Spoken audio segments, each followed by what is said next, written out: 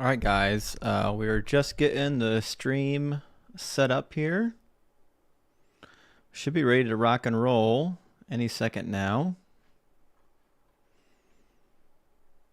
Should be ready to rock and roll, guys. We'll see if we're live here. We should be live on YouTube. We should be live actually on Instagram. And we should be ready to go live here on Facebook. As far as I can figure out how Facebook works. There we go. I don't know why this never works. Literally setting up a stream on Facebook it's worse than herding cats. It's the worst thing imaginable, actually. I hate it with a passion of 1,000 dying suns. But that being said, we're going to go ahead and get the TikTok stream open. And it should be really interesting. We're going to be holding a debate here tonight, guys. And it should be fun.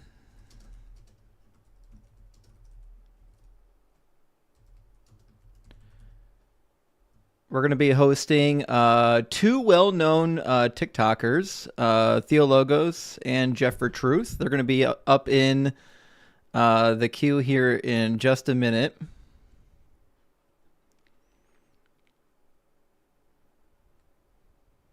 There we go. I think the TikTok stream is live. I believe the TikTok stream is live right now.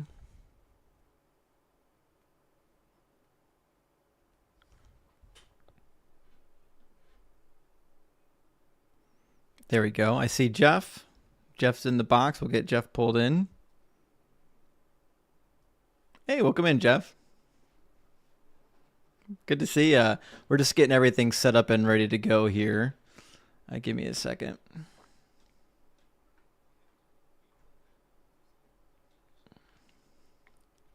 Oh, good. All right, perfect. All right, we'll be ready to rock and roll here in just a second then.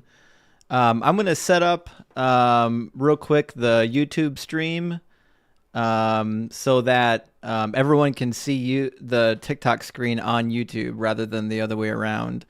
So what I want to do is make sure when your screen is big that everyone can see your screen, and when Theologos' screen is big that everyone can see Theologos' screen as well. Give me 1 second.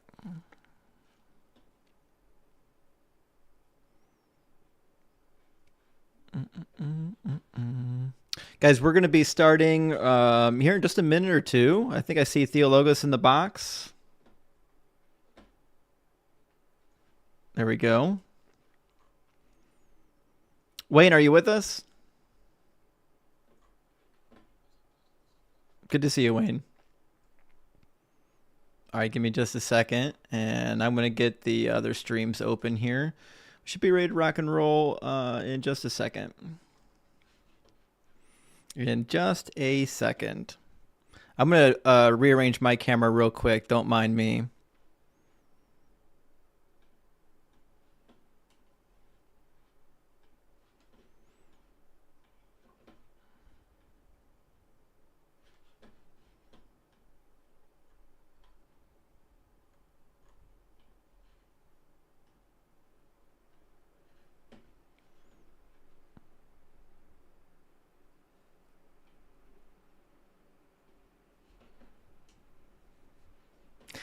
Yeah, I suspect there's going to be quite a few people from both sides that are going to be here for this. So I'll be interested to see how it goes. Wayne does go live from time to time, right? That's what I thought.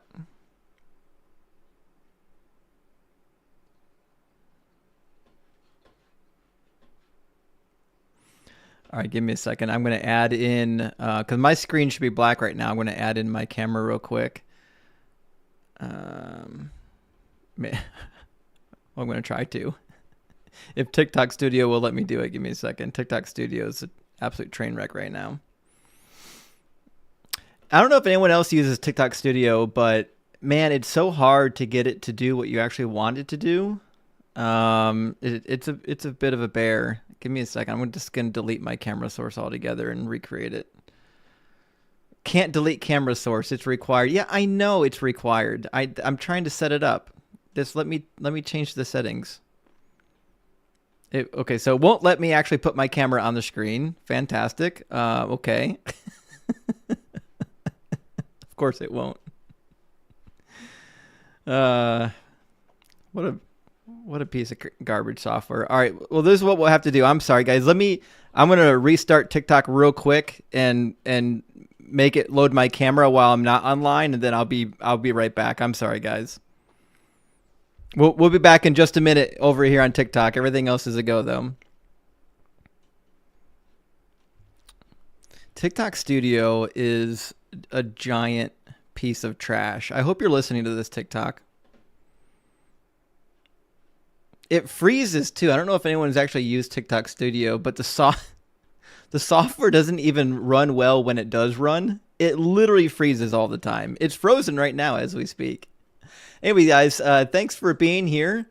I know we're almost there, Miss Vision. We're almost there. I'm trying to get the TikTok Studio to cooperate here so that we can actually show the TikTok screen. Usually, I've been streaming on YouTube, and then I've been sending the stream over to TikTok because TikTok's going to disappear in not long from now. So I've kind of rearranged it that way so when TikTok disappears, it doesn't mess up any of my streaming software.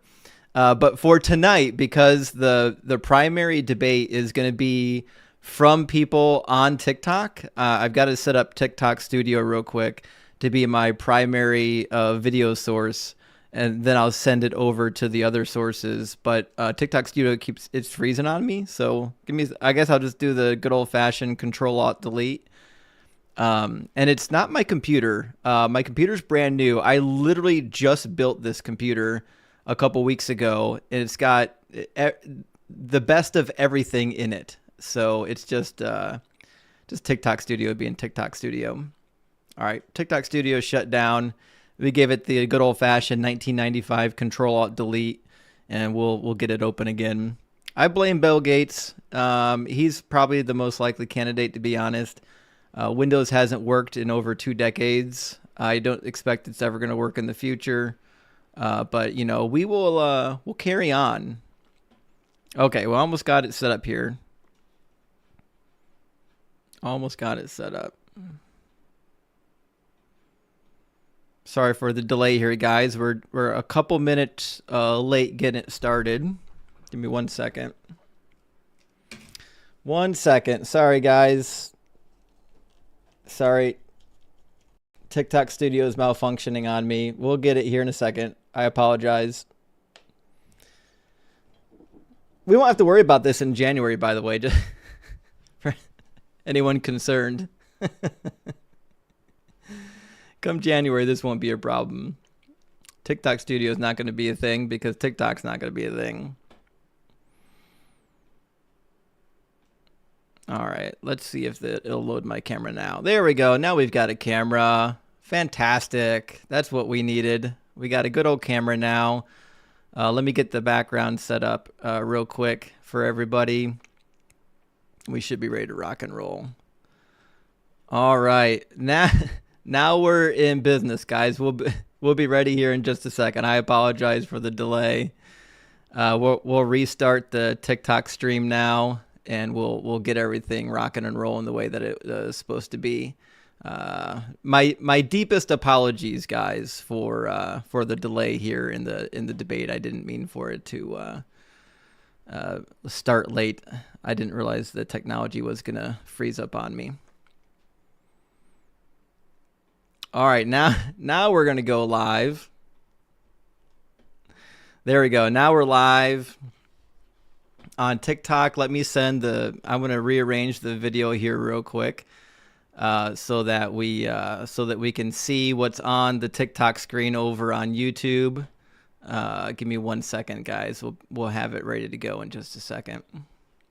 In just a second.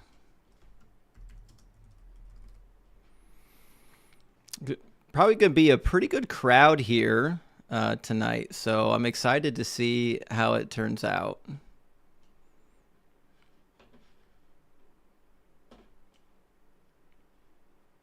All right. I think we're probably going to have Jeff and Wayne back. Let me see if they're in the queue. They'll be back here in just a second. They'll be back here in just a second.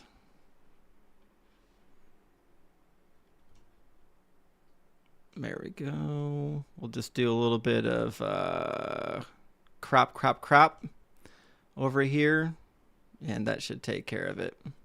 All right, I think we got Jeff and Theo back. We'll bring them up, and we'll keep the ball rolling here.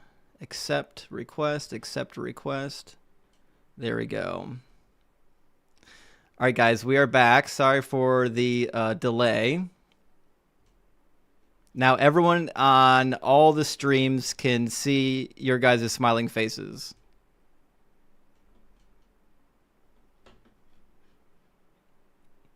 Very good. Very good. All right. Give me one more second to bump this screen size up. Bada bing, bada boom. All right. Theo is teacupped. We'll give him a second to reconfigure himself. That's right, Theo. Don't worry.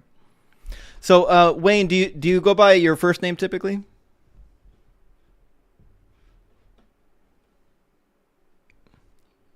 Well, I'd like to give you the preference. You know what I mean? Like if you have a preferred name, I would definitely use that. You know what I mean? Okay, fantastic. So, as far as I'm aware, here is, unless something has changed, here's our setup for tonight, guys. We've got Jeff and Wayne with us, both really well-known TikTokers, so I hope that we have a really good, engaging discussion tonight. We're going to have 10-minute openers, starting with Jeff first. He's in the affirmative position that the Romans did invent Jesus. And then after that, we'll have 8-minute rebuttals. And then is it decided that Wayne's going to go first during the rebuttals? Okay, perfect. And then...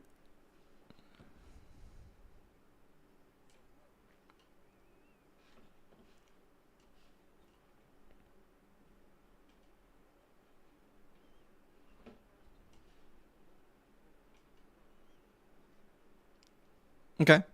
Sounds good to me. All right. And then after that, let me grab, then after the 5-minute cross-examination, after the rebuttals, we're going to be doing an open Q&A. Oh, you're saying there's no audio on YouTube? How is that possible? Oh, is there no audio for the guests or just me? Give me a second. You guys, let me know if it's the guests you can't hear or if it's me you can't hear. If you can't hear me, then we'll know pretty quick. Doug, help us. Yeah, you too. All right, sorry. Give me a second, guys.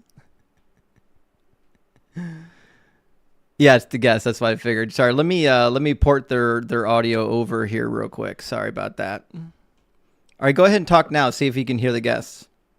Testing 1, 2. This is Jeff. Can you hear me? Testing 1, 2, 3. There you go. Testing 1, 2, 3. Yeah, I suspect they should be able to hear you now. His hotness gave a 1. We got some 1s. We got some thumbs up. I think we're okay now. I don't know. My window. It won't let me resize my timer. There we go. Look at this timer resized. All right, guys. I think everything's ready to rock and roll as far as I can tell. So with that being said. I think we've got everyone in the house. We started a couple minutes late. I apologize for that, guys. But we're going to have a party here tonight. We've got, I think the YouTube stream is up and running. All right. And the Facebook stream is up and running. The Instagram stream is up and running. We got a bunch of people already commenting on the Instagram stream. So this should be a lot of fun, guys. With that, is there anything else we should get out of the way before we start with the 10-minute openers? Are you going to read the introductions? Oh my gosh, I'm so sorry. It's sitting in front of my face. Thank you. All right, so let me read. I'm going to introduce both Jeff and Wayne for those who don't know Jeff and Wayne. And I'll also We're going to do Q&A at the end. So if you have anything for the Q&A, you'll have an opportunity to either super chat it into the questions, or you can request on TikTok, and I could pull you up on TikTok and you can ask. So let me give an introduction for Jeff for those who don't know. Jeff was born into a Christian family, but he only attended Christian churches periodically until he turned 16 and started driving himself to church. He led the rest of his family back to church and was completely devoted to the Christian life for the next 30 years. He married a Christian woman and raised 3 daughters in the Christian worldview until he was 46. This is when he became convinced that Christianity is just a man-made religion with no foundation of truth. It was a long process of endless Bible study and prayer that resulted in more and more evidence that the Bible and Christianity was not what it claimed to be. Through diligent study and an earnest desire for truth, he came to realize who created Christianity and why. This is what you will hear him affirm today, which is that the Romans did invent Jesus. Wayne, known as Theologos, I'll leave your last name out of it, Wayne, because I don't want people doxing you, is a biblical scholar specializing in ancient Near Eastern religion and the Old Testament.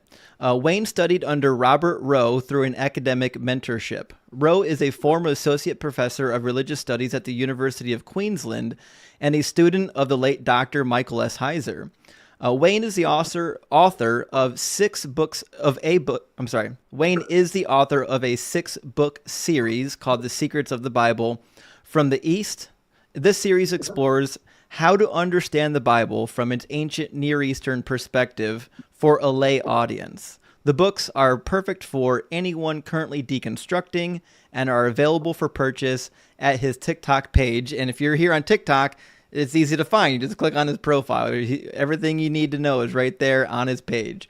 Now, Wayne has participated in a number of debates with notable figures, including young Earth creationist Kent Hovind.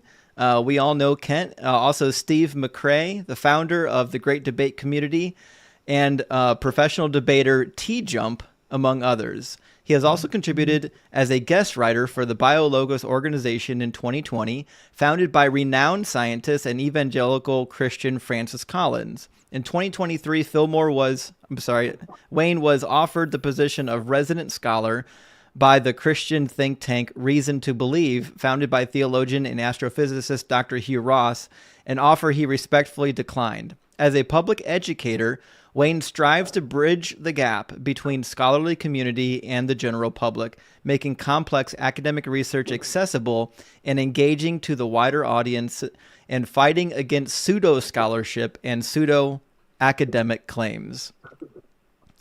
And we got some hats already getting distributed out here. Fantastic. So we're going to have Jeff start with the 10-minute opener. I'm going to make his screen big so that everyone can see his screen, because he's gonna have a couple of slides for everyone. There we go.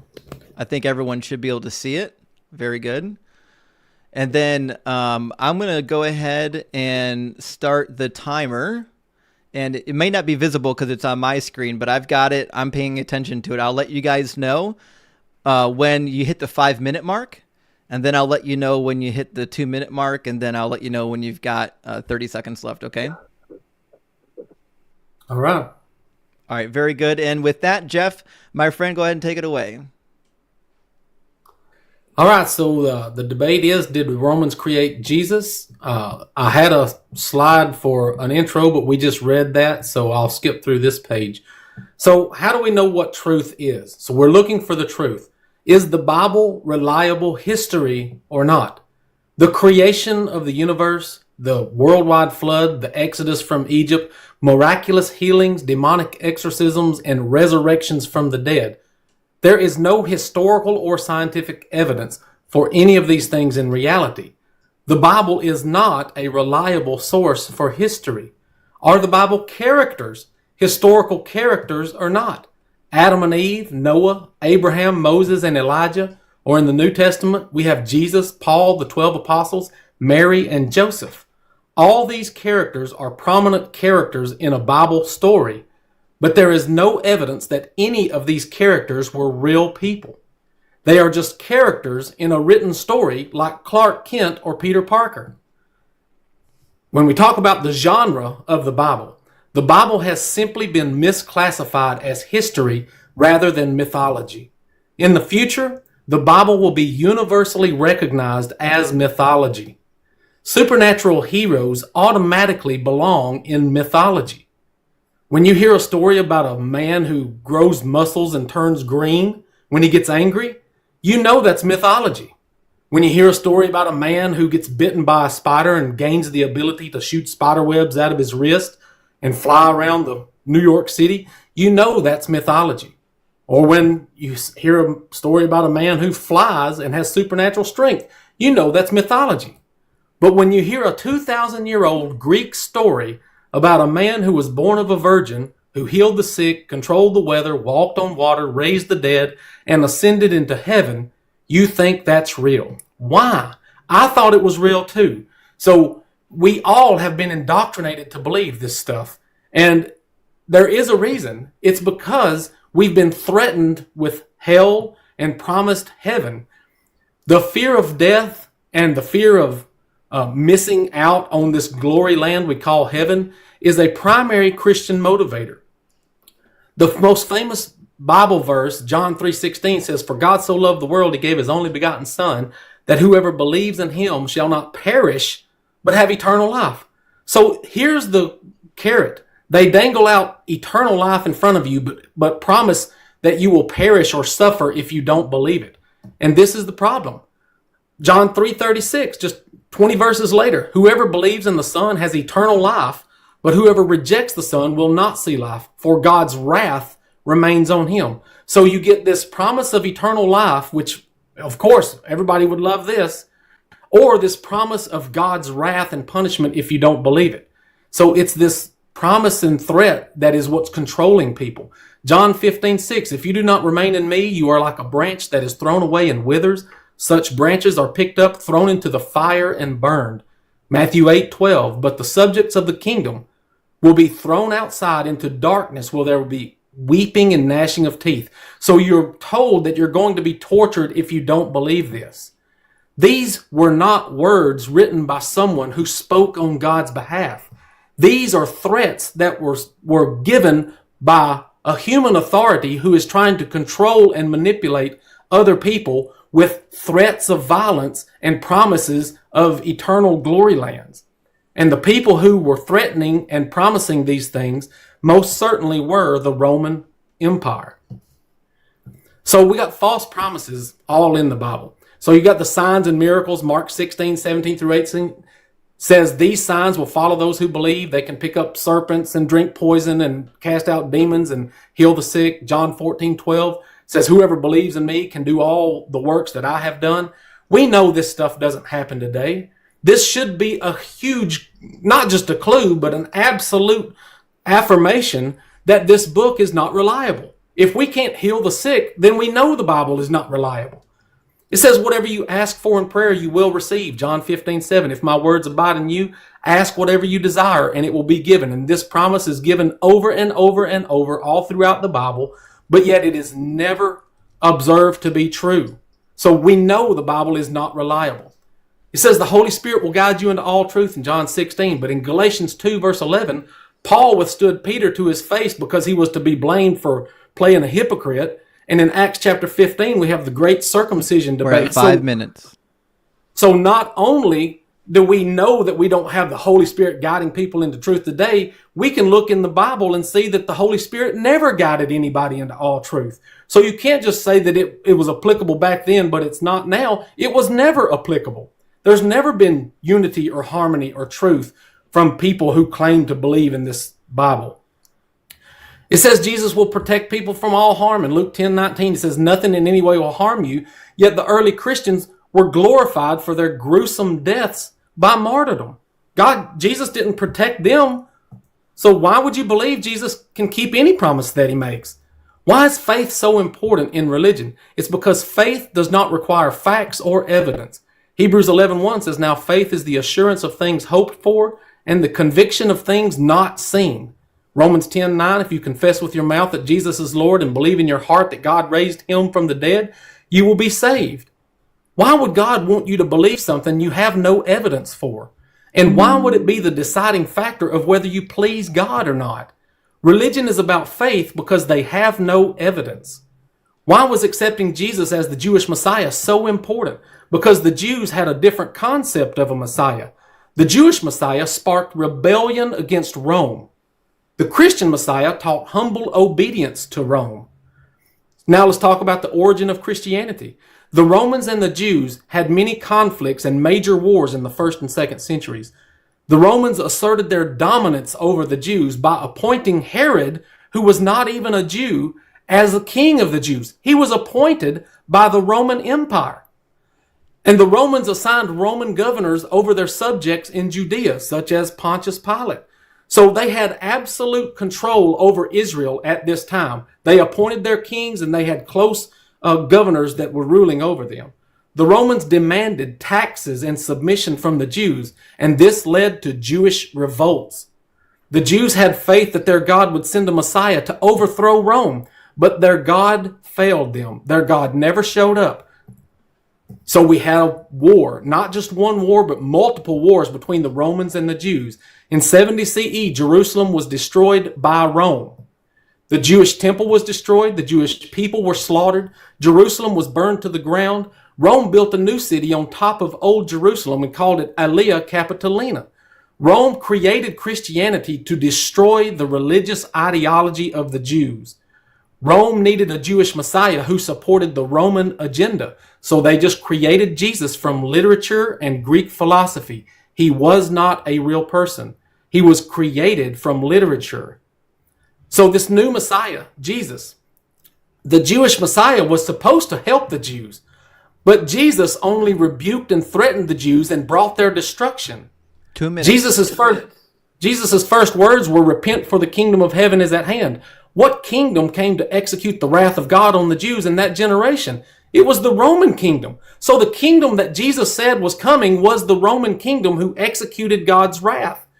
Jesus represented the Roman Empire agenda.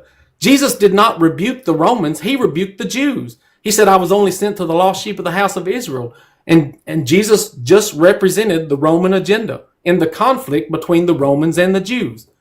The Christian scriptures were written in a Roman language, Greek. They were written at the height of Roman power and influence in 1st, 2nd, and 3rd centuries. They were written concerning the regions controlled by Rome: Israel, Egypt, Turkey, Italy, the Mediterranean region. Every letter that Paul writes in your Bible was written to a Roman province. Rome, Corinth, Galatia, Ephesus, Philippi, Colossae, Thessalonica. They were all Roman provinces. The entirety of the New Testament scriptures are pro-Roman and anti-Jewish. Both Paul and Jesus were attacked by the Jews, but they were protected and defended by the Romans. More examples of pro-Roman and anti-Jewish New Testament Christian scriptures. The Jews asked Jesus if they should pay taxes to Rome in Matthew 22:21, and Jesus says, "Yes, render to Caesar what is Caesar, and to God's what is God's." Romans 13:1 30 seconds. says, how much? 30 seconds. "Let every soul be in subjection to higher authorities, for there is no authority except from God, and those who exist are ordained by God." In other words, God ordained the Romans to rule over Israel, and rebelling against Rome would be like rebelling against God. So let me skip ahead a little bit. 1 Peter 2:13 says, "Subject yourselves to every ordinance of man for the Lord's sake, even to the emperor as supreme." And 1 Peter 2:17 says that you should honor the emperor. that is our time, friends. All right. Now I got to figure out how to get the timer to. There we go. Stop chiming. All right. Very good. Now, if either Jeff or Wayne need more time on their openers, I'm perfectly okay letting them finish their open, because I think that most likely they only got a minute or two left.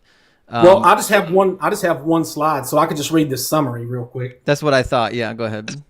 If Wayne would allow it. Yeah, Wayne, are you okay with that? Go ahead. Can you give them an extra 2 minutes, and then all right. So Jeff, are you cool with an extra 2 minutes, and then I can get 12 minutes? For sure. Whatever you Absolutely. Yeah. Cool. So I'll just finish this last slide here. It says, in summary, Christianity was created by the Romans in direct response to Jewish rebellions. Jesus is just the main character in wartime propaganda against the Jews. Jesus was a literary character created by Greek philosophers in the Roman Empire. The primary message of Jesus was to repent or perish.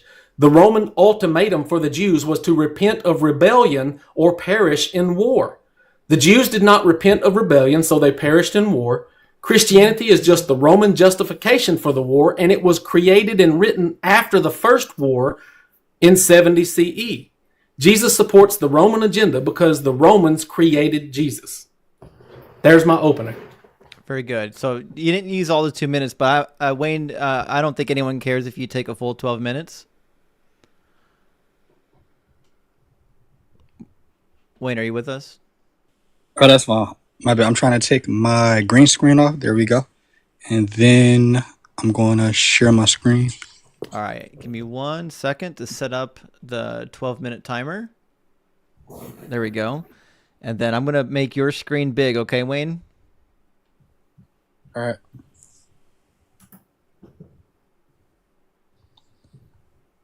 All right. There you go. You guys should be able to see my laptop. Do you guys see my screen? Yeah. Yeah, give me a second. You guys see my screen? Yep. All right, I'm going to try to make sure everything on your screen is readable on the YouTube feed. So give me just a second before you start. Because we got multiple resolutions happening at the same time. All right. I think that should contain all of what's on your screen on the YouTube feed. So we should be ready to rock and roll. And then I'll try to optimize the size here. All right, Wayne. Someone sent you a hat. It's on the on the screen. All right, Wayne. I'm going to go ahead and start the timer right now. Go ahead, buddy. All right. So the Roman Empire didn't create Jesus. So I have the negative. And so we are going to start. I can't see anything. Can y'all see his screen? I don't see it. You see it? I think everyone can see it. I can see it, right? I don't see it. Interesting. I don't know. I see a black screen. Really? Maybe you might leave out and come back in, maybe. I don't know. Yeah, I can see it and everyone else can see it. I don't know. Leave out and come back in. Maybe that'll work. Got to put those scales over your eyes now. So I'll drop out and I'll just back out and come back in then. Absolutely. Yep. I'll pull you right in. All right. I'm going to start. So we are here to discuss whether or not Jesus was created by the Roman Empire. By the way, it was agreed that if Jeff loses the debate, he can never talk about this subject ever again. Keep this in mind. Wait, was Keep that this written? in mind. It wasn't written down, but it was a verbal agreement. Verbal agreements in the state where I'm at are legally binding. So Jeff, remember, you agreed to this. Also, by the way, if you like what I say, definitely go to the link in my bio and get my book, Secrets of the Bible from the East, by going to the link in my bio. So we are not here to discuss whether the historical Jesus existed. We are not here to discuss who wrote the New Testament. We are not here to talk about whether the Apostle Paul was Philo or Josephus. We are here to talk about whether or not Jesus was created by the Roman Empire. And this was all before seeing your presentation, Jeff. I might just be a prophet. So, we are here to discuss whether the Roman Empire created the literary Jesus within the pages of the New Testament. Which means I do not have to prove whether or not historical Jesus actually existed, whether or not Jesus did miracles, whether or not Jesus was the Messiah. I am only here to show that the Roman Empire did not create Jesus. Predictions. I predict that Jeff will not be able to show one manuscript proving that Jesus was created by the Roman Empire. I predict that Jeff will not be able to quote one person from antiquity who will affirm that Jesus was created by Rome. I predict that Jeff will wrongly correlate that every polemic against Rome means that Jesus is a Roman creation. So those are my predictions, and I'm not even a prophet. The New Testament is an anti-Roman polemic. So what is a polemic? A polemic is a piece of writing or speech in which a person strongly attacks or defends a particular opinion, person, idea, or set of beliefs. Brought to you by the Dictionary Cambridge. Examples of this are, you can see this in the Old Testament in the book of Psalms. In Psalm 68, it describes Yahweh as riding on a cloud. It says, sing to God, sing in praise of his name, extol him who rides on the clouds. Rejoice before him, his name is the Lord. Now, this is actually a polemic, or this is an attack from the Baal cycle. Now, in the Baal cycle, Baal he's called the one who rides on the clouds. And it's right here. I didn't make this up. I tell you, Prince Baal, I reiterate, O cloud rider. This is from the Baal cycle. And the point is, the psalmist, the person who wrote the psalm, is making the argument Baal is not the one who rides on the cloud. It's really Yahweh. And anybody in the ancient world who was familiar with this Ugaritic text, they would have been able to read Psalms. Well, they wouldn't have been able to read, but they would have heard about Psalms. And they would have said, you're trying to say that your God does something that only my God can do. And that is a polemic. A polemic is an attack. It's taking elements from another person or a character or a figure and using it as an argument.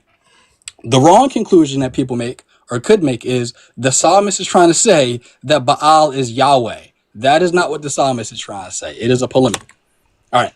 So, anti-Roman polemics in the New Testament. So, I'm going to just talk about this really fastly. So, in 44 BC began the Roman imperial cult. This was the worship of Roman emperors as divine beings. This started with the death of Julius Caesar in 44 BCE, when the Roman state declared him to be divinous or divine. Brought to you by Harvard Divinity School. The New Testament places Jesus in the Roman Empire in the 1st century. Jesus lived in a time period of history called the Roman Peace, a time where the Roman Empire experienced minimal large-scale war, etc., etc. In short, Jesus lived in a time period where people worshiped the Roman emperor as gods. The god Julius Caesar. Known are the divine honors paid to rulers of the Roman Empire, starting with Julius Caesar. We have inscription dedication to him in 49 BCE, 5 years before he was assassinated. So this inscription basically is an inscription that we find in Ephesus, and it basically makes Julius Caesar out to be a god. Descendant of Ares and Aphrodite, the god who has become manifest and universal savior of human life. Brought to you by the famous Bart D. Ehrman. So this inscription. And without controversy, great is the mystery of godliness. God was manifest in the flesh. So what happened was, the author of 1 Timothy was familiar with this inscription where Julius Caesar was God manifest, and the author of 1 Timothy literally took that idea from this inscription, and his argument is a polemic to say Julius Caesar is not God made manifest. Jesus was God made manifest. It's a polemic.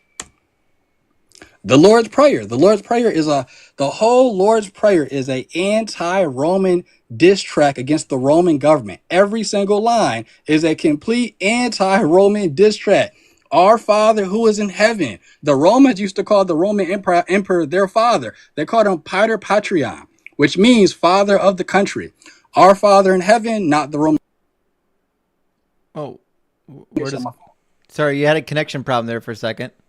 Problem. Our Father in heaven, not the Roman Caesar. Hallowed be your name, because people used to say, Hail Caesar. Give us this day our daily bread, because the people would depend on Rome to feed them. So he's trying to say, don't depend on Rome, depend on God. Forgive us our debts, because Rome has something called patrons. A patron was somebody who was rich, and they would insure people with jobs, and they would give them housing for a debt.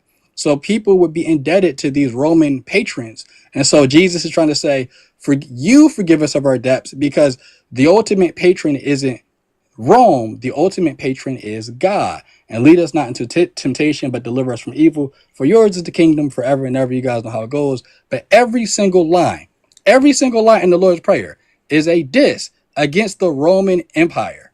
It's a polemic. Jesus walking on water is a diss against the Roman Empire. For those of you who don't know, when Jesus walked on the Sea of Galilee, The Sea of Galilee had another name. It was called Lake Tiberias. You can read about this in John chapter 6, verse 1. So when Jesus was walking on water in the New Testament, the author was trying to say that Jesus was walking on the Roman emperor. Why would you put that in the New Testament if the New Testament is pro-Roman? You definitely wouldn't have him walking across the emperor. We're at 5 minutes. Jeff, you said render to Caesar what is Caesar. And by the way, I knew you were going to say that before you said it. I don't know. I might just be a prophet. So when Jesus says render to Caesar what is Caesar, did you know that the inscription on the coin that Jesus would have had in his hand, it would have been an inscription of the Roman emperor Tiberius? The inscription of the Tiberius denarius, also known as the tribute penny, read Tiberius Caesar Div Augustus Filius Augustus. This translates to Caesar Augustus Tiberius, son of the divine Augustus. So what is the point? The point, or the polemic, is the real Son of God was holding the image in his hand of the fake Son of God. What Jesus was trying to say, Jeff, is the money belongs to the Caesar, but the people belong to God. Give to Caesar what's to Caesar, give to God what is God's. And Jesus is claiming to be a God contrary to Rome, because the real Son of God is holding in his hand a coin with the fake Son of God. It is a polemic. So let's get this right. And how much time do I have? Deconstruction? You've got 3.5 minutes still. 3.5 minutes? All right. So, Jeff, let's get this right. So the Romans invented Jesus so that Jesus could argue against the Romans for the Romans to convert the Romans to Jews. Makes perfect sense. That logic is almost as bad as God sacrificed himself to save us from himself. If this is what you really believe, you really should consider new things in life. I think I'm going to stop right here, and that is my opener. Okay, very good. You have 3 minutes left. We'll reset the timer. Thank you for that. Give me 1 second to rearrange our layout real quick. All right, very good. And then I think what I'm going to do, give me 1 second, I'm going to get the next timer set up for the rebuttal phase. The rebuttal phases are going to be 8 minutes. So give me a second. We'll get that timer set. And then for whoever's speaking, give me a second. I want to make one adjustment to the screen if possible. And we're going to have, if I remember correctly, Wayne is going to be doing the rebuttal first, correct? Yeah, I'll be doing a rebuttal first. Awesome. So is Jeff going again or I'm going? Well, I think you're going to be doing, if you're doing the rebuttal, I believe you're going to be going first, and you're going to be rebutting Jeff's opener, if I understand the format correctly. So I rebut now then. Yeah, but give me just a second. I got the timer set up. I want to check one more thing real quick before we get the rebuttals underway. I want to see what my layout options are. Okay. All right, yeah, I think we're good to go. So with that then, Wayne, whenever you're ready, you can start rebuttals, and I'll start the timer when you start talking, okay? Okay. Perfect. So, Jeff, you talked about how the Bible is not reliable history, and that is not what the debate is about. You talked about the genre of the Bible. That is not what the debate is about. You said something about heaven and hell and eternal life, and that is not what the debate is about. Towards the end of the debate, you got to what the debate is about, and like I predicted, you didn't have any evidence. You didn't show any manuscript written by Romans. You didn't go into the text and show how the text is pro-Roman propaganda. You didn't show any primary sources or secondary sources for your claim. So as far as I'm concerned, I mean, the debate, unless you have some evidence, the debate is over. You argued about everything else, but what the debate was actually about. I can go more into how the Gospels are not Roman, but I mean, like, and this is just me asking the matter, like, where do I go from here? Because there wasn't really much said that was on topic. So. Well, I mean, you've got a little over 6 minutes left on the clock. I think if there was anything that Jeff said during his opening that you disagreed with, now would be the best time to address it, unless you want to do it during cross-examination. I'll have to do it during cross-examination because he didn't say much. So, yeah. Okay. All right. Very good. Then we'll recycle the timer, and then we'll move over to Jeff for Jeff's rebuttal. Jeff, are you ready to do a rebut? Sure. Okay, very good. Jeff, when you get starting talking, I'll start the timer for you, okay? All right, we're good? Yep, we're good to go. So the topic is, did the Romans invent Jesus or did the Romans create Jesus? In order to create Jesus, Jesus has to be a fictional character. So to talk about whether or not Jesus was a fictional character is necessarily part of this conversation because Romans can't create real people. So if the Romans created, or if anybody created Jesus, Jesus has to be a fictional character. Even in the mainstream scholarly view, which is, I believe, wrong, that Jesus was a literal human being, but they added mythology and legends to him, then the story would still be mythology. So even if there was a real person that the stories were written on, but the stories are elaborated or exaggerated or mythologized, that still means somebody wrote a mythological story. So the debate is who wrote the story. So I talked about what the language the story is written in, when the story was written, who ruled the world when the story was written, what was the situation between the Jews and the Romans at the time that Christianity was created. This all plays an extremely important role in determining who wrote the story. So when I talk about all the miracles and things, then we know the miracles are mythology. You know it is. So we know the Bible is not a true story. We know you can't depend on the Bible. You can't rely on the Bible to be true. We can't prove that any character is true. And when you say that I need to show a Roman manuscript that admits the Romans created it, that's not going to happen. I cannot do that because it does not exist. But that does not mean it's not true. So in order to find a manuscript that says the Romans did it, you would have to have the Romans admitting that they created a fictional story about a fictional character to create a fictional religion in order to oppose their enemies, the Jews. That's not logical or reasonable to expect. You cannot expect for a criminal to write a confession letter before he's ever been convicted and saying that, yes, I'm the one who robbed the bank.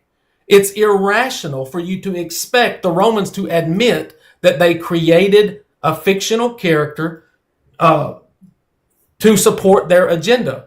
That's why they did it. The reason they created Jesus and Christianity was because the Jews revolted. The war is the reason why Christianity was created. The Jews revolted against the Romans.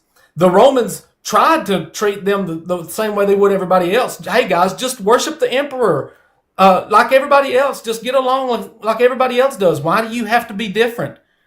The Jews refused to worship the emperor. Therefore, somebody like Josephus or somebody that had an insight into the Jewish mindset would say, hey guys, these Jews, they only do what they think their God tells them to do. So if we would write a story that says their God told them to pay taxes and to submit to the Roman Empire because their God appointed the Romans over the Jews, they said, maybe we've got a chance. But these Jews were fighting to the death. Millions of them were fighting to the death.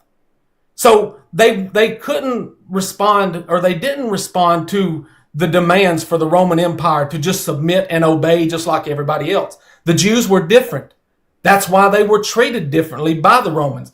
They didn't submit, they didn't obey, and the only thing that they could possibly do was to destroy them in war. And then we know that even in 70 CE, that was not good enough because there were multiple Jewish revolts that came after 70 CE, after the Jews already lost 1 million people worshiping their God on Passover in their holy city.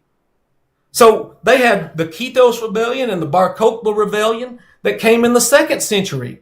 So under the Flavian dynasty, when in 70 AD, when the Flavians destroyed Jerusalem, this is where they created the narrative. So there are too many parallels between the Bible and Josephus's history of the war that you can't ignore. If you understand, or if you've ever studied Josephus, you know that Josephus's description of the destruction of Jerusalem in 70 CE is step by step in parallel with the Christian narrative, even to the names of the characters. Peter, or no, not Peter, but Simon, John, Eleazar. These people were the primary players in the war. It wasn't the Apostle Peter and the Apostle John. It was John of Giscala and Simon Bar Gora and Eleazar. These were the 3 primary rebellious Jewish leaders in the revolt against Rome. So they just created a polemic. You're right, it is a polemic. It is a Roman polemic against the Jews. And so when they say that Yahweh's riding on the clouds and Baal rides on the clouds, then the Romans said, you know what? Your Messiah rides on the clouds, and he's going to come back in the glory of his Father to reward everyone according to their works. In Matthew 16:28, he says that the Son of God is going to return in the glory of his Father to reward everyone according to their works. And he says, assuredly, this is going to take place in this generation before some of you standing here taste death. So the only explanation for the return of the Son of Man in the glory of his Father to execute wrath on the Jews is the story of Titus, the son of Vespasian, who comes back in the glory of his Father with his mighty angels, the Roman army, to destroy the Jews, to execute God's wrath. So the Romans are the ones that executed God's wrath on the Jews in the 1st century, in that generation, before they died. So Christianity is a hidden Caesar emperor cult.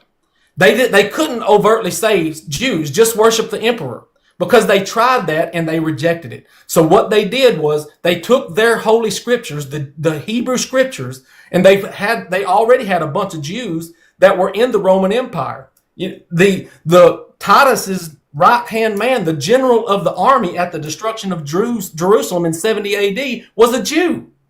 Philo's brother in the early 1st century worked directly for the emperor in Rome. So there were already Hellenized Jews that were operating on behalf of the Roman Empire, so they understood the Jewish mindset. And so when they were trying to destroy them, they not only destroyed them in war, they destroyed their ideology by taking their own scriptures and using them against them. They said that the Jewish Messiah was just a dead guy who came and got crucified by the Jews. The Jews are the enemies of the New Testament.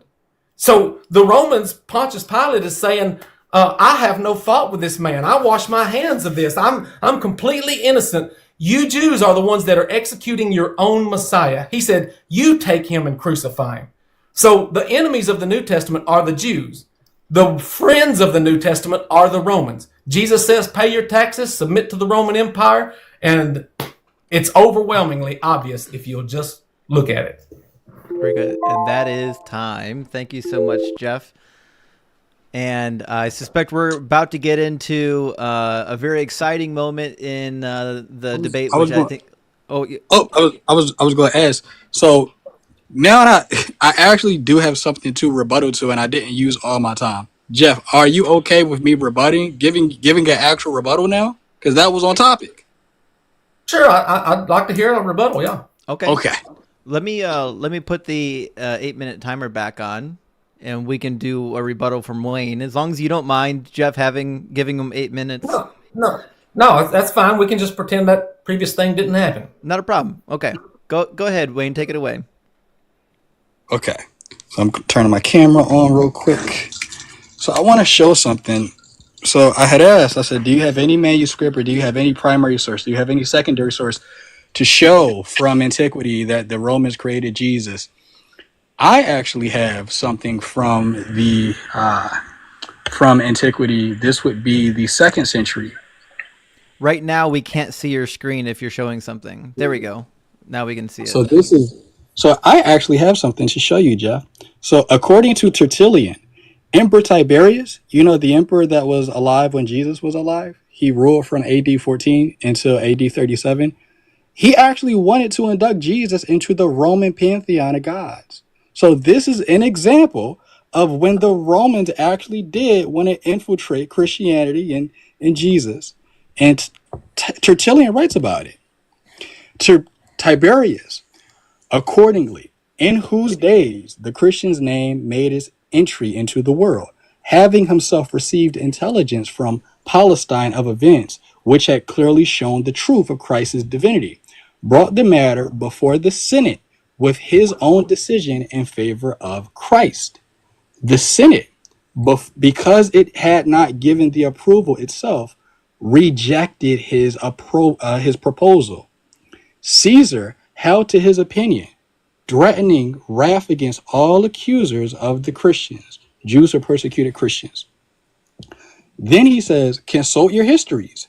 You will there find that Nero was the first who assailed with the imperial sword the Christian sect, making profess, then especially at Rome. But we glory in having our condemnation hallowed by the hostility of such a wretch. So this is an example of Rome wanting to infiltrate Christianity, or wanting to infiltrate the Jewish religion of Christianity. And Tertullian writes about it, and it was rejected. But this is an example of what you should expect. You should expect to find in history somebody would have wrote about this. You mean for thousands of years nobody wrote about any of this at all? This is just a conspiracy that's going on for hundreds of thousands of years until Joseph Atwell made a YouTube video about it in 2003. That's not believable. That's just absolutely not believable. But I actually have a source. I have a secondary source from the 2nd century, Tertullian, writing about what happened. Also, Eusebius agrees on this. Eusebius says, and when the wonderful resurrection and ascension of our Savior were already noised abroad in the early 30s, in accordance with an ancient custom which prevailed among the rulers of the provinces of reporting by an echo to the emperor the novel occurrences which took place in them, in order that nothing might escape Pontius Pilate. Pontius Pilate informed Tiberius of the reports which were noised abroad through all Palestine concerning the resurrection of our Savior Jesus from the dead. He gave an account also of those wonders which he had learned of him, and how after his death, having risen from the dead, he was now believed by many to be a god. They say that Tiberius referred the matter to the Senate, but that they rejected it, possibly because they had not first examined the matter. So Tiberius, from what they say, he did go to the Senate so they could induct Jesus into the Roman pantheon, and it was rejected. So what you're proposing happened, it sort of happened in a sense, and it was rejected. By the way, you can't adopt something you created. Tiberius goes to the Senate so that they can adopt Jesus into the Roman Empire. You can't adopt something that you made. So this is a smoking gun to the entire thing. And those are my sources. So I've given you secondary sources.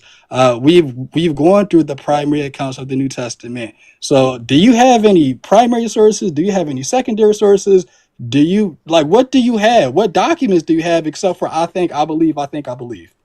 Well, I think in order for Jeff to reply, we need to move into our cross-examination period. Is that okay? Yeah, that's fine. Okay. Yep. All right. So we've got 5-minute cross-examinations. Just question and answer back and forth from you guys, not from the audience yet. And so as far as I'm concerned, we can go as many of these rounds as you guys need to. If you want 5 minutes, Jeff, then 5 minutes, Wayne, and then back and forth, we can do this as many times as you feel like you need to, okay? Yep. All right. With that, I've got listed nobody doing the first cross-examination. So who would like to do the first cross-examination? Go ahead, Jeff. All right. All right. I'll start the timer when you start talking, okay? Okay. So Wayne, are you saying that that that Jesus is a literary character, or that he was really the Son of God? What are you saying? The Jesus of the New Testament is a literary creation. Okay. So who created the literature? I don't know. Okay. So what side does the Bible take on the issue of whether the Jews should pay taxes or not? The New Testament takes that the Jews should pay taxes, give to Caesar Right. what is Caesar's. And that supports whose narrative in the time of the Jewish rebellion? The Romans or the Jews? Who wanted to pay Roman taxes? The Romans or the Jews? The Romans. Right. So so when Jesus says pay taxes to Rome, he is supporting the Roman agenda for the Jews to pay their taxes. So this is a primary source. The Bible itself is a primary source record. When we're looking at trying to figure out who wrote this literature, you've got to take into account who it supports. Who was it that crucified, that demanded the crucifixion of Jesus? The Romans or the Jews? The Jews. So that means the Jews are the ones that were the bad guys in the Bible, correct? Okay, correct. Okay.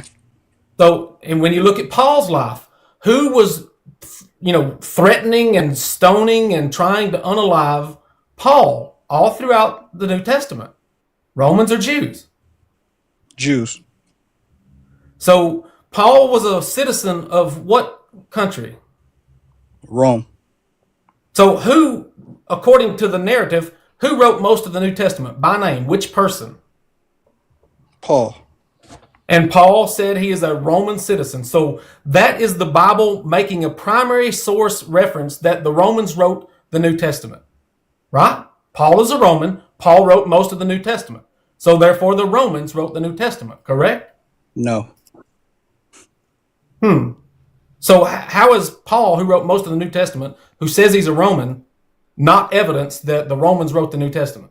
Because Paul also was an Israelite. He says that he was trained under Gamaliel. He was a Pharisee of Pharisees and from the tribe of Benjamin. Is it possible for a person who was trained under Gamaliel and a Benjamite to be representing the Roman agenda in the war? Is that possible? Is it possible? Anything is possible, but it's not true. Is it possible that a Jew worked for the Roman Empire? Are you aware of any Jews that worked for the Roman Empire? No. Are you aware that Josephus claimed to be a Jew who worked for the Roman Empire? No. You're not aware that do you know that Josephus claimed to be a Jew? Right? He was a Jew. Do you know that he worked directly for the Caesar of Rome? No. Do you know that he adopted the name Flavius Josephus from the Flavian dynasty? Yes, I know that. Do you know that Josephus says in his writings that he was adopted by Vespasian and that he gave him a free house with land with no taxes? Okay. Are you aware of that? Oh, no, I'm not aware of that. Well, I don't think you've studied Josephus very much. You need to study Josephus. So Josephus was a Jew who worked for the Roman Empire. Are you aware that Philo had a brother that worked directly for the Caesar in Rome? No. Well, you need to study Philo. Are you aware that that Philo was a Jew? I'm aware. And Paul- do you know? Paul quotes Philo. I'm aware. So are you aware that Titus's general in the war in 70 AD was a Jew? Who, Titus? Yeah, Titus. Caesar Titus's general in the army was a Jew. Oh, no, I'm not aware of that. So all this just proves, well, it demonstrates that there's a lot of stuff that you don't know and that you could study, and that there were Jews that worked for the Roman Empire. And so even if it was a Jewish person, if they were representing the Roman agenda, that means that whoever wrote this story is representing the Roman agenda. no matter if they claim to be a Jew or not.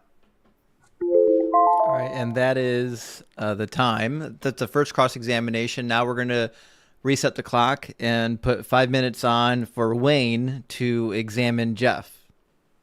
Okay. Tell me when you're ready. I'll start the timer whenever you start talking. Don't worry, bud. Okay. So, Jeff, do you know what the gospel was?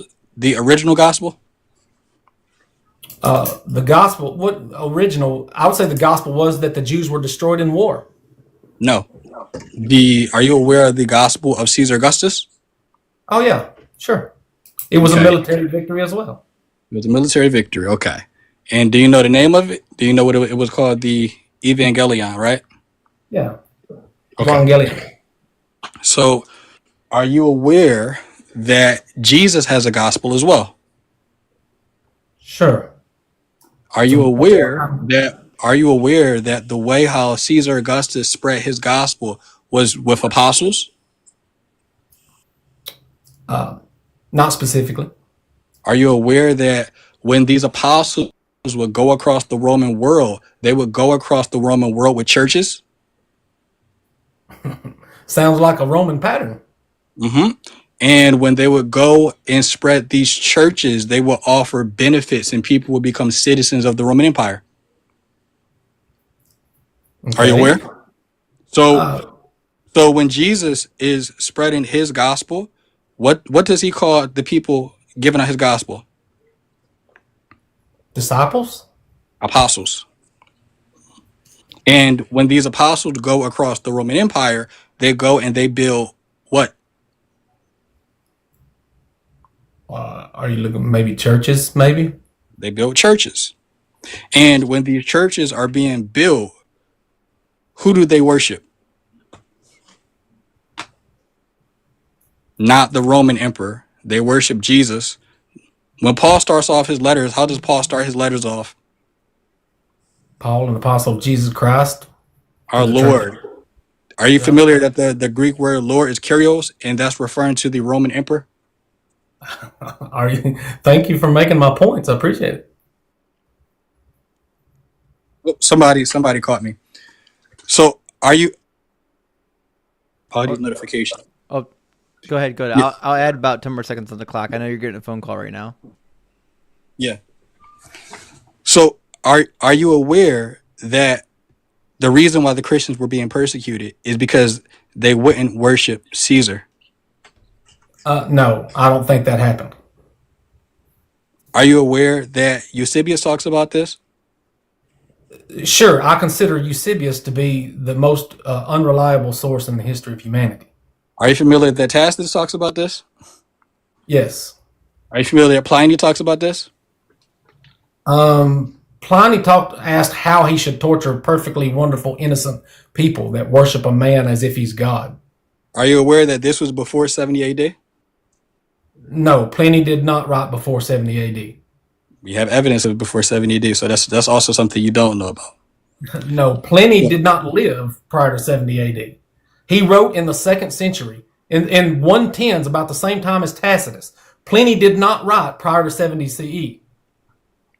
We have evidence of that. And anyway, last question. So are you familiar with the fact that when Jesus was giving out his Evangelion, it was a counter Evangelion against the Roman Empire? Because Jesus' kingdom was what, Jeff? It was not. The kingdom was at hand. No, it was not of this world. So Jesus's kingdom that he was preaching, it couldn't be the Roman Empire because it wasn't a physical kingdom. It wasn't of this world. Right. It definitely didn't pose a threat to the Roman Empire, that's for sure. It did go against the Roman Empire? Or it did pose a threat? It did not go against the Roman Empire. In fact, Pontius Pilate said, are you the king of the Jews? Jesus said, for this reason I was sent into the world. And he says, but my kingdom is not of this world. If it were, then my servants would fight. My kingdom is not of this world. Pontius Pilate says, oh, well, that's cool then. As long as your kingdom is somewhere else, it don't have a problem with the Roman Empire. I'm fine with it. The issue is, though, why did Jesus get crucified? Because he claimed to be a king. So if Jesus's agenda was on par with the Caesar, he wouldn't have been crucified. No, the reason Jesus was crucified is because he represented rebellious Jews, and it was a polemic against the Jews, saying that your Messiah hold on, one last thing. What did the people say before Jesus got crucified? They said, "We have no king but Caesar." Right, so that's representing the Roman perspective that the Caesar is the only king. Right, against Jesus. Right, so the Jews are supposed to be supporting, in the Bible, the Jews, the good Jews, would be obeying and submitting and worshiping the Roman Caesar. But yet, so they're rejecting their Messiah and saying that they worship God, which is not in accordance with reality, because in reality, the Jews were rejecting Caesar as their king. All right, guys. So that tells you that somebody's lying. That is the 5 minute for the first round of cross-examination. Do you want to do round number 2? Yeah, we can do round number 2. Okay, fantastic. So now Jeff is back in the driver's seat for round 2 of the cross-examination. And Jeff, I'll start the timer whenever you start talking. All right. You said something about, so when you talk about the Son of God, do you believe that somebody actually was the Son of God, or that this is just a literary story? That's irrelevant to the debate. Well, so in order to figure out, when you take the position that this is a literary story and we're trying to figure out who wrote the story, then if somebody's claiming that a Son of God showed up, then who is it that, in fact, are you aware of what is written on the Arch of Titus, who it's dedicated to? The Arch of Titus. I'm guessing, is it Titus? Well, it's dedicated to divine Titus, the son of divine Vespasian. So it's saying that Titus was the son of God. Right. So, that was my point in the original. My point was Julius Caesar was the first person claiming to be God. Vivius Julius. Okay, so right, and so Augustus was the son of God, right? Right. So was Julius Caesar. He was the son of God. He was. Right. And so was Alexander. Alexander the Great was the son of God, right? Right. So all these Greeks and Romans are considered, the Caesars are considered to be sons of God. All the Caesars are sons of God, correct? Right. So when you read a Greek story in the 1st century Roman Empire that's talking about the Son of God, it's not talking about a Jew, it's talking about a Caesar. No. Because the Son of God in the New Testament story is a Jewish perspective of Son of God. As a polemic per the story where Jesus is holding the denarius in his hand. But by the way, Jeff, whose image was on that coin? Caesar. Right. And Jesus, who was also Son of God, was holding the coin because it's a polemic against Caesar. Jesus represented Caesar. Jesus was Caesar. So you're doing exactly what I predicted in my slide. Yahweh rides in the cloud, Baal rides in the cloud, Yahweh is Baal. Jesus is called the Son of God, Caesar is called the Son of God, Jesus is Caesar. I predicted this about 45 minutes ago.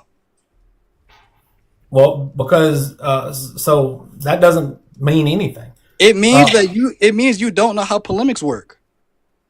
Polemic is a written story, not a true story. So when you say it's a polemic, you're admitting that it's not a true story. That it's just one enemy. So listen, wait. You're saying that one enemy is writing a story against their enemy. One group of people are writing against their enemy, correct? They're trying to mock their enemy. It's literature. We're not debating if this is true. We're arguing about what the literature means. So I'm talking about the definition of a polemic. A polemic is where one group of people write against their enemy to make a mockery of their enemy. Right. So when you have a Jewish Messiah who is hung on a cross and bleeding out, who does that make a mockery of? The Jews. Correct. So the Romans were making a mockery of the Jews by saying that your Messiah died on a cross. So this is not a Jewish polemic of the Roman Empire. The reason you're bringing up all the sons of God, Augustus and Alexander and Caesar, Julius and all these people is because this is the MO. It's the modus operandi of the Roman Empire to say that the Caesars are the sons of God. And when you talk about Augustus going around spreading churches and having a gospel about the victory over their enemies in war, this is exactly what the New Testament teaches. The gospel was the destruction of the Hold on. Jews. Here's the thing. The thing is, you definitely wouldn't kill him and have him resurrect from the dead. And when he resurrects from the dead, his disciple says, "My Lord and my God." It's because Lord, the resurrected Jesus represented Titus, Caesar. That's because he said, I'm going to return in the glory of my Father with his holy angels to execute the wrath of God. The whole book of Revelation is about the execution of the wrath of God, and it was written in response to the Roman wrath against the Jews, the destruction of Jerusalem. but the Romans already came with their wrath when they were conquered by Emperor Pompey in 43 BCE. The Romans already had their empire. They already came with their wrath. It already happened to the Jews. They already conquered the Jews. There was no reason for the Jews to do that. Except that the Jews did revolt multiple times, and they had major wars after Pompey. But the issue is, Jesus was living in what time period? The Roman peace. The Romans didn't need to do anything else because Augustus brought peace to the world. Did the Romans need to attack the Jews in 70 CE? No, they didn't need to. Then why did they?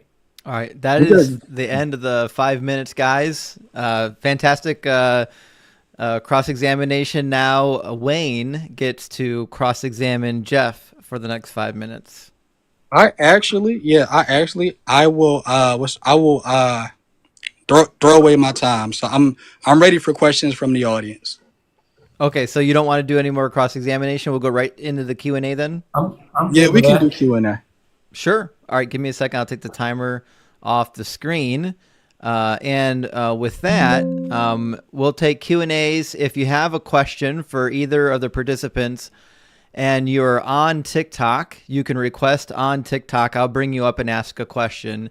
If you have a question for either of the participants on YouTube, you can super chat it over and I'll throw it on the screen, and then we can keep things going.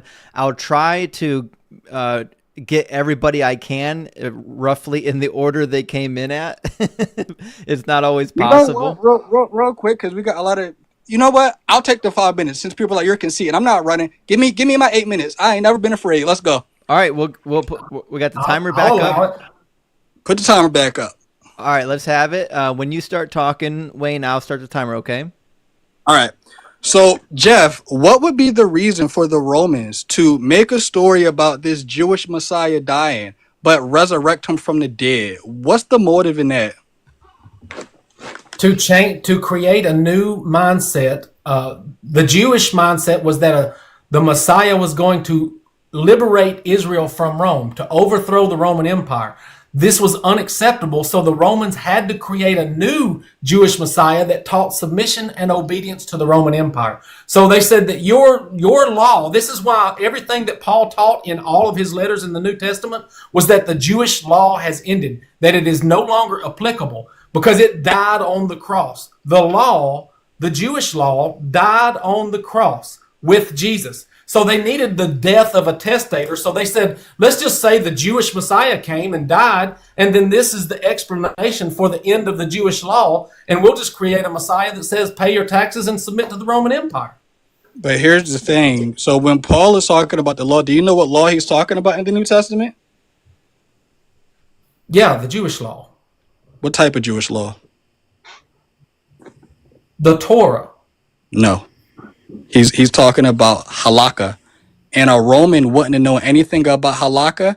Or do you know what agata is, Jeff? No. The Romans wouldn't know what that was either. The Romans wouldn't know what halakha was. They wouldn't know what agata was. And that's what Paul is talking about in his letters.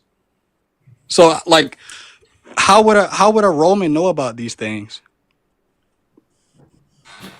I already told you that if you would study Josephus and Philo, you would understand that the Romans had Jews that were working for them. So any Jewish understanding, they had people that were in the Roman Empire that were already Hellenized. They're even talked about in the Bible. You know, the Hellenized widows that were being neglected in Acts. It's because there were Hellenized Jews, or Jews that had already been converted to the Greek mindset, the Greek language, the Greek culture. And so they had insiders to help them with the Jewish mindset. So what evidence do you have of that? Do you have any manuscripts to prove this? Can you prove this off Yeah. of Have any? you ever heard of the Acts of the Apostles in the Bible? I've heard about the Acts of the Apostles.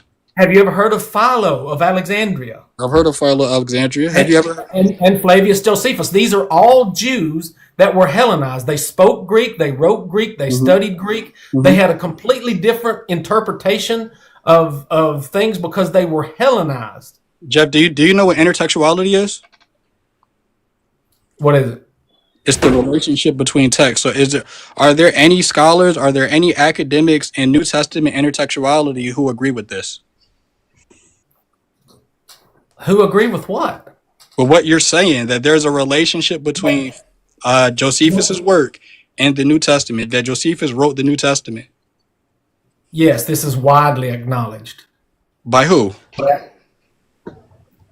That there are parallels between Josephus and the New Testament stories? No. What scholars would say that Josephus wrote the New Testament? I did not say that Josephus wrote the New Testament. You said that okay, so what are you saying then? I'm saying that whoever wrote the New Testament was representing the Roman Empire. That they worked for the Roman Empire. Didn't you just say Josephus worked for the Roman Empire and Josephus helped them? So if Josephus helped them, how do you know that? I know that Josephus claimed to be a Jew and that he worked for the Roman Empire. So you don't know if Josephus wrote the New Testament? I never claimed that Josephus wrote the New Testament. You just said that he helped them or a Jew helped them. No, I didn't. I never said that. You just said that. The chat is saying you said that. You just said that. I said whoever wrote the New Testament was representing the Roman agenda. Okay. And that there were Jews that worked for the Roman Empire. There were many Jews that were Hellenized Jews that gave both a Roman perspective and a Jewish perspective, but it was not the Orthodox Jewish perspective. It was the Hellenized Jewish perspective. But the New Testament has a Hellenized Jewish perspective already. Correct. The New Testament is a Greek perspective on Judaism. Correct. The Romans... But New Testament, but Jeff, you don't need Romanism for a Greek perspective on Judaism. You just need Judaism. Like for example, who do you think wrote the Septuagint? Romans? Why did they even decide to write the Septuagint? It's because they were converting the Jewish scriptures into a Greek text. There's our time, friends. We can do another round of cross-examine if you wanted to go another round. Yeah, we can go another round. I think I started last time. Jeff can go this time. Mm-hmm. I think I'm ready to move to audience questions. Okay, Q&A then? I think we've beat the dead horse now. Okay. All right. Fair enough. Let me get the timer off the screen then. And we'll move into the audience questions. I tried to capture people as they were coming in. And so I'm going to grab Aaron first and bring him in. Aaron, welcome in. Hey, what's going on? Good. Thanks for being here. Who do you have a question for? I have a question for Jeff. All right, go ahead. Okay. My question would be, Jeff, if the Romans created Jesus to encourage loyalty, submission to the empire, why would they invent someone who specifically fulfilled Jewish prophecy that directly challenged Roman authority and was rejected by Jewish leaders, their supposed collaborators, and whose followers proclaimed a resurrection concept that was completely foreign to Roman religious cultural beliefs? And if they weren't foreign, could you provide any historical evidence that this was that sort of phenomenon was something that the Romans were familiar with? So Romulus resurrected from the dead. He was the founder of Rome. So this resurrection of leaders and messiahs was not foreign to the Roman Empire. So that answers that. You asked other things. Yeah, I'm sorry. Aaron, you asked more than one question, so I think we kind of lost track. Can you reiterate?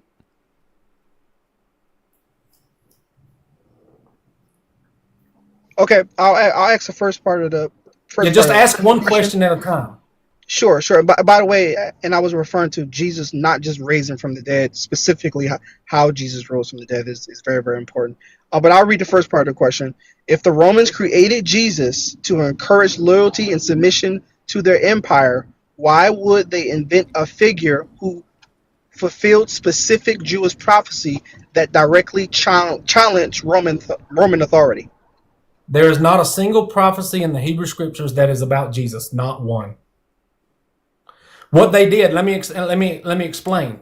What they did was take something that was written about something totally different, and they just reinterpreted it from the Greek perspective. For example, Isaiah 7:14 in no way is about Jesus at all. It is about two armies that were going against King Ahaz, and what Isaiah told him, I will give you a sign. Before this woman's son is old enough to know right from wrong, these two countries that have come against you in war will be carried away in the plunder to Assyria. In no way is that anything about Jesus.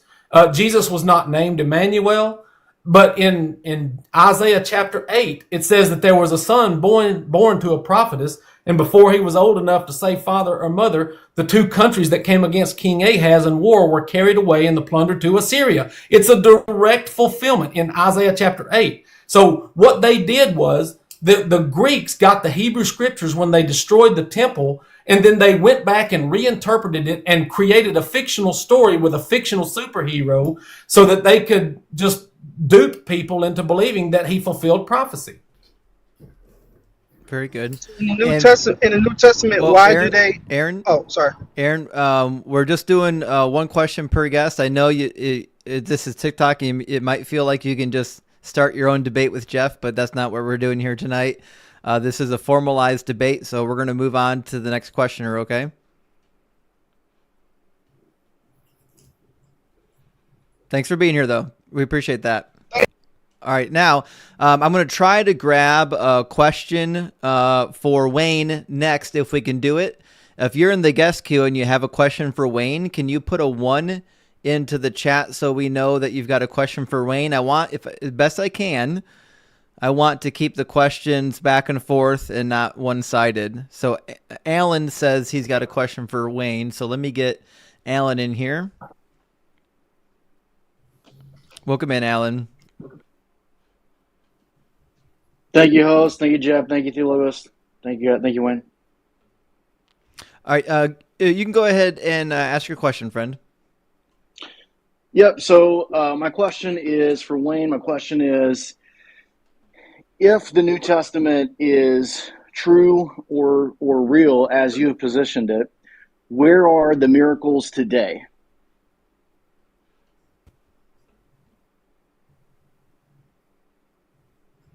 Wayne, you're muted right now, my friend. If you're talking, we can't hear you. I'd like to clarify my question. New Testament Yeshua, New Testament Jesus says, "Greater things than these will you do," and there are Acts of the Apostles and depictions there. Where is the Lazarus in 2024 that died for 3 days and was resurrected, or something greater than that? I'm sorry, I didn't hear anything Yeah, you said. Say that. Yeah, I don't know what happened to you, Wayne. Your mic was muted for a minute, but can you repeat the question, Alan? Yep. So my question is directed to Wayne. My question is, if the New Testament is true, based on what you presented and your belief, where the New Testament has scripture that indicates greater things than these will you do when Yeshua or Jesus is talking to his disciples. My question is, where is the Lazarus or greater in 2024, anywhere in the world, where somebody dies and is resurrected 3 days later? Where is a version of that today? Or did that end with the New Testament? Do you have a question that's for the debate? Is that not related to the debate? I'm sorry, host. Can you clarify? No, that's not. Yeah, that's a whole. That's not the claim that he's defending, my friend. Okay, disregard then. I'll retract the question and dismiss myself. Thank you. That's right. No problem. Thanks for being here, Alan. I do have a question from the YouTube audience. If you have a second, I'll put it on the screen for everyone. This comes from Carrie. Carrie, thank you for the question. And for the super chat, it says, Wayne, please cite a first century source that Tiberius requested Jesus to be installed into Roman pantheon, or that he knew Jesus at all. Yeah, so the quote I quoted is a second century source. It's a secondary source. We don't have any primary sources, but the closest we have is the secondary quote from Tertullian and Eusebius. We don't have any primary sources on No, that. Tertullian was more 3rd century than 2nd century. I'm sorry, I didn't know your name was Wayne. Well, I can respond to a question. I'm sorry, I forgot my name. That is correct. It is a question for Wayne, but we'll move on to the next question. If you've got a question for Jeff and you're waiting in the queue, do me a favor and put a 1 in the comments so I know that you've got a question for Jeff. All right, Wi-Fi's got a question for Jeff. Welcome in, Wi-Fi. What's up, guys? Might be some background noise. Kids are still up. Sure. Just quickly, I think it's related to the debate because Jeff talked about it in his opening. But what is the reason that you reject miracles back then because we don't see them today? Why is that not possible? So you're saying, is it possible that miracles happened back then, but they don't today? Sure, that's possible, but it's not reasonable or rational. Yeah, if you could just elaborate why, and I'll drop down. Thanks, guys. Sure. Thanks for the question, Wi-Fi. So when you don't have, just because you read a story, so is it possible that Spider-Man is real? That people can actually shoot spider webs out of their wrist and swing between buildings? That's possible, but it's not reasonable or rational. So for you to believe in miracles in the past when we have no evidence that they really happened or that they happen today, then it's just an irrational position to take. You can say you believe in trolls and fairies, but that's irrational. You have no evidence for it. Right. Fair enough. And now, if we have a question for Wayne, do me a favor, and if you're in the guest queue, put a 1 in the comments so I know that you've got a question for Wayne. And Beats by Vigil, thank you for the $10 super chat. I really appreciate that, Vigil. Big W. Thanks for being here, guys. It's going to be, I see some 1s, art and stuff. We'll get you in here, art and stuff. Welcome in, art and stuff. Hey, how's it going? Go ahead and ask your question. Oh, yeah. So my question for Wayne was, why are you gay? Oh, get the fuck out of here. These children. All right, we're going to do a real question for Wayne. We don't tolerate that kind of nonsense here. I told both participants before we started I wouldn't allow any name calling. I'm not going to allow anybody shouting and screaming at each other. This is an adult dialogue here tonight, guys. All right, we'll get the next caller in here. AC is coming in with an actual question for Wayne. Welcome in, AC. Yeah, thank you. Wayne, my question is going to be as pertaining to the New Testament. You've spent the past, I think, 25 minutes proving Jeff's point, but I would like to know why you think the Romans would write a story about Jesus as a Messiah. Like, because you're adding to Jeff's point instead of making your point. I'm trying to get your perspective. Oh, okay. So my point is that when you read the Gospels and when Jesus is walking on water, he's walking on the Roman emperor. This is an attack against the Roman emperor. That's not making Jeff's point. I'm actually arguing against Jeff's point. But because these points are similar, they're not the same. Okay. Hopefully that helps. Yes, it did. Absolutely. Thank Thank you you so so much. much for the question, AC. I appreciate it. Good to see you.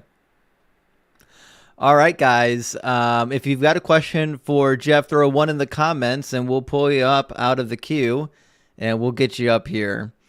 We got a lot of people waiting to ask questions, so thanks so much. I'm really excited that we've got so many people that want to participate in this dialogue. This is really exciting. We'll grab I Am Time and bring them in, or her. I'm not sure if it's a he or her. How you doing, I Am Time? It's a him. Thank you, Justin, for having me up. Absolutely. Welcome in. All right. And who did you had a question for Jeff? Yes, sir. Fantastic. Go ahead. Jeff, a while back you made a statement, something to the fact of they put Jesus on a cross and that was mocking him. So I'd like to know if you could explain, if they was putting Jesus on a cross and mocking him, why would they turn around and recreate that same God that they mocked for Rome? So, on the one hand, Jesus represented a Jewish Messiah who could be openly ridiculed and mocked and unalived by his own people. This was a mockery or a polemic against the Jews by the Romans, written in the Roman language. But then the resurrected and glorified Jesus comes back in the glory of his Father to judge those Jews. So it represents the Romans going against the Jews, and the Jews fighting against the Roman Empire and actually having a small victory. But then when the Son of Man comes back in the glory of his Father with his angels, the Roman army, then he gains absolute victory over the Jews. And so this is what the New Testament is. It is representing the Jewish rebellion and the Roman victory. I thank you for the answer. That was not exactly what I was. Maybe I didn't ask clearly enough, but thank you for having me up, Justin. All right. Thank you so much, I Am Time. Cheers. All right. Now, if there's anyone in the queue who's got a question for Wayne, throw one. I see a one already. Waking Bones is on top of it. Waking Bones, welcome in. And if you're watching on YouTube, you can throw a question in using a super chat, because I know you can't request up on the TikTok channel. Welcome in, Walking. Hello? We can barely hear you. Is that any better? Not much. Okay. I mean, can you hear anything I'm saying? I can hear a little bit. Can anyone else hear him? Yeah, I hear him. What? Jeff, can you hear him? Barely. Wayne? Yeah, I can make out what he's saying. That's all right. We'll give it a shot. So my question is for Wayne, and I'm just wondering, the premise of this debate is really about truth claims about Jesus. I think one part is whether he existed as a man, and one part is whether he existed divinely. Wayne, do you believe that he existed divinely? The debate is about whether or not the literary creation of Jesus in the New Testament exists. So we're just talking about the Jesus in the New Testament. I understand. Yeah, can I clarify Wayne's position? Because I think we're going to have a bunch of questions that might dance around Wayne's actual position. In the debate, Wayne is not saying that he thinks that the New Testament wasn't a literary creation. He's just taking the negative position that it was created by the Romans. So we're acknowledging it could be just fabrication on both sides. I believe that's my understanding of his position. His position is not that the New Testament or the teachings of Jesus are true. It's just that they were not created specifically by the Romans. No, I think that's a good basis just to start from. Thank you. Okay. Cheers. Thank you, Walking. Thanks, Justin. That was pretty good. I want to make sure that people are asking appropriate questions for the topic that you're defending, because you came here to have a particular debate, and I want you to debate about those things that we're actually talking about. Raph, I think, is next in line. Raph, I'm going to get you up in here. This question is going to be, well, Wayne didn't really get it. You didn't really get a real question. I'm sorry, Wayne. I wasn't thinking. Raph, you're already in here, so let's have your question, my friend. Okay, Jeff, Wayne, good job. Jeff, the question is for you.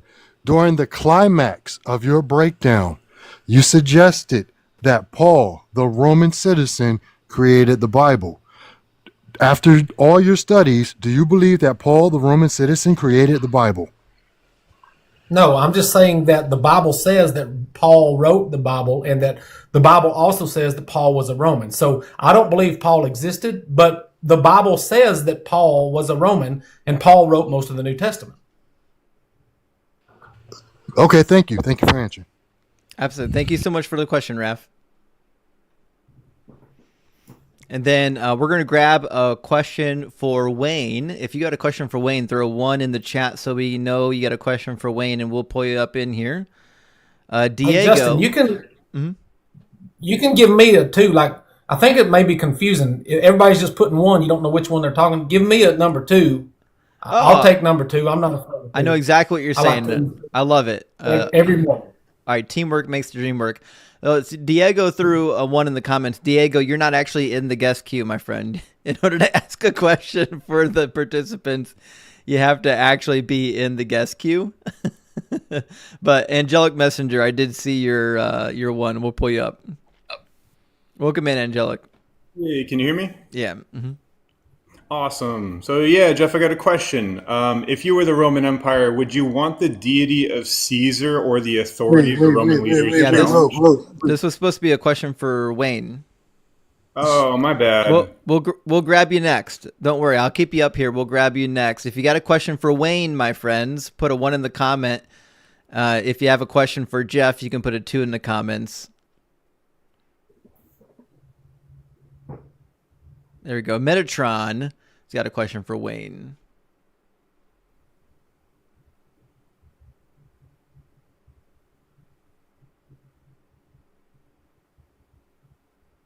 See if Metatron can connect. Having a little bit of trouble. It looks like he's connected to me, but oh, mine shows the circle is still looping. Metatron, are you with us? Yeah, I'm here. You hear me? Yeah, I can hear you. You're good now. All right. So yeah, Wayne, I just wanted to ask, do you deny that being crucified was a sign or symbol of embarrassment, of disgrace? So to what Jeff is saying, being crucified was sort of a middle finger towards this deity that they were going to give to the new people that they were trying to attract. So what? I'm sorry. Can you clarify your question? Yeah, I'm sorry. I'm not sure. Being crucified. Okay, being crucified, because Jesus Christ was crucified, right? Was that a sign of embarrassment, of disgrace? Yeah, it was embarrassing. Mm-hmm. Right. That's just, I wanted just to clarify that. It kind of goes to what Jeff is saying. So yeah. All right. I just wanted to see if you denied that. Question, Metatron. Mm-hmm. All right. Cheers. All right. Now we've got a question for Jeff from Angelic. So Angelic, I'm going to send you an invite to unmute, and then you should be able to ask your question. Hey, can you hear me? Mm-hmm. Awesome, thank you. So my question, Jeff, is if you're the Roman Empire, would you want the deity of Caesar or the authority of the Roman leaders challenged? No, that's why they destroyed the Jews, because they challenged their authority. But then why account that in the story of the New Testament, where you're creating the deity of Jesus above Caesar, as well as the authority of the Roman leader Pilate was clearly overthrown? So the New Testament says in Romans chapter 11, verse 1, to rebel against the authorities is the same as rebelling against God. So it's saying that the Romans ruled over Jerusalem and that rebelling against Rome is the same as rebelling against God. Yeah, This is why but Jesus taught humility and submission and obedience. And he says that even after you do all that you're commanded to do, you are unworthy slaves doing only what is your duty to do. Jesus taught humility and servitude and submission to the Jews who were revolting against the Romans. But clearly Pilate didn't want to crucify Jesus, and his authority was overthrown. So why do they depict that a group of people can come together and challenge their authority? Angelic, I want to make sure that we're fair to the debaters. You're not here to debate either of the guests. You're just here to ask a question, okay? And Pilate's authority was not overthrown. Pilate is the one that had the authority, and he made the decision. But he washed his hands and said it was the Jews' fault. Yeah, thank you for the question, and Jeff, thank you for being courteous and answering multiple questions. Yeah, thank you. All right, Much cheers. appreciated. All right, we're gonna try to get some question for Wayne. If you got a question for Wayne, I want to see a 1. If you got a question for Jeff, I want to see a 2, and we'll keep the questions rolling. It's about 20 till 10. Did you guys have a time limit for the Q&A, or do you want to do Q&A until you guys run out of steam? What is after the Q&A? That's it, or do we have closings? That's it, unless you want closings. I didn't see a closing on the schedule, but you're more than welcome to do closings. Okay, what say you, Jeff? Do you want to do closing? Doesn't matter to me. I think you and I have made our points, and I think we just let the audience ask until we wear out. But it doesn't matter. I would say that if you have something that you want to say, then you ought to have the opportunity to say it. Yeah, but if I say something, then you have to say something. So how about two? If you say something, that'll probably provoke me to say something. Yeah. So two. How about like 2 minute closing? 2 minutes. Sure, we can do that. Sure. Okay, that works. Okay. Okay, very good. All right, Edward, welcome in. My understanding is Edward's got a question for Wayne. Yeah, Wayne. Anyway, thanks guys for the debate. This has been good. So, Wayne, why do you think that if the Romans invented Christianity, it took so long for it to become a state religion? Well, that's not his position. So you can answer the question, right? But Jeff is defending the claim that the Romans invented it, not Wayne. Wayne, why do you think that Christianity became the state religion of Rome? Good question. Well, it became the state religion, I would say, because they couldn't beat it, so they assimilated it. Christians were running to the emperor, asking to be unalived or asking to be martyred. They were lighting Christians on fire. Christians have been persecuted for hundreds of years, and it just seemed like they would not give up, so they just assimilated it. But it first became assimilated with Rome in 312 with Constantine because he had a dream. Then after that, it picked up more steam, and it became the state religion in 380. So if it were not for Emperor Constantine's experience, it might not have been a part of the state religion. Yeah, great question, great answer. Edward, thank you for the question. All right, now, if you've got a question for Jeff, let's throw some 1s in the comment. I'm sorry, 2. I'm so sorry. Yeah, I meant to say 2. Listen to what I mean, not what I say, right? Throw 2 in the comments if you got a question for Jeff. All right, we'll grab Isaiah 1:18. We'll get a question in here for Jeff. Welcome in, Isaiah. Hey, how you guys doing? Good, how are you? Yeah, good. Thanks for inviting me up. So, Jeff, are you familiar with Emperor Decius of Rome? Okay, I just asked my question. Okay. All right, so I'm going to read you something about Emperor Decius. Well, this is a question and answer.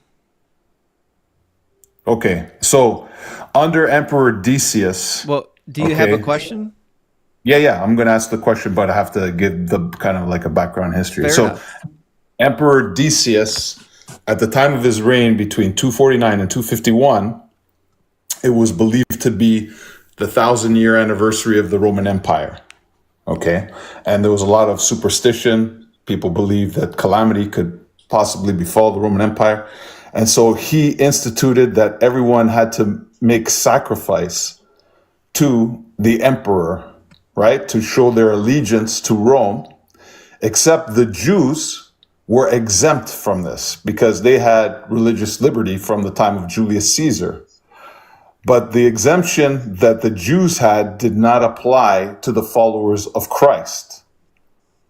And they were persecuted under Emperor Decius. How could that, if what you're saying is true, that the Romans invented Christianity, how is it in 249 and 250 AD that the Roman emperor prescribes a sacrifice to show allegiance to the Roman Empire in which Jews who did not believe in Jesus were exempt from, but Christians were persecuted for not partaking in it? So I'm not familiar with this particular case, and I can't verify, what you're saying. So I don't think I can answer your question. Now, what I can speak in generalities and say, this ties in with what Wayne's last question was. When we talk about the persecution of Christians, so if you would read Candida Moss's book, The Myth of Persecution, that will give you a scholarly perspective on how just because people say people were persecuted does not mean they were persecuted. And so the entire narrative of Christian persecution is completely unbelievable and unsupported by actual history. So the Christian narrative is not actual history. And so, when Irenaeus says that all churches around the world should take their direction from the most ancient church founded and organized by Peter and Paul in Rome, when you have the headquarters of the Christian church in Rome itself, that is a testimony that Rome was not persecuting Christians. So the people that Rome was persecuting were the Jews. We know this from actual history. The Romans were absolutely mortal enemies with the Jews, not Jewish That's people. That's not really answering my question, right? So you don't know the answer to my question, basically. So I've not studied Decius, so I can't respond directly to your question. Okay. So you shouldn't be given an answer then. Okay, fair enough. All right, thank you for your question. All right. I see one question from a YouTube stream for Jeff. We'll grab that after the next question for Wayne. So McLovin, you'll be the next one for Jeff. If you got a question for Wayne, throw a 1 in the chat. I see a 1, so I'll grab you.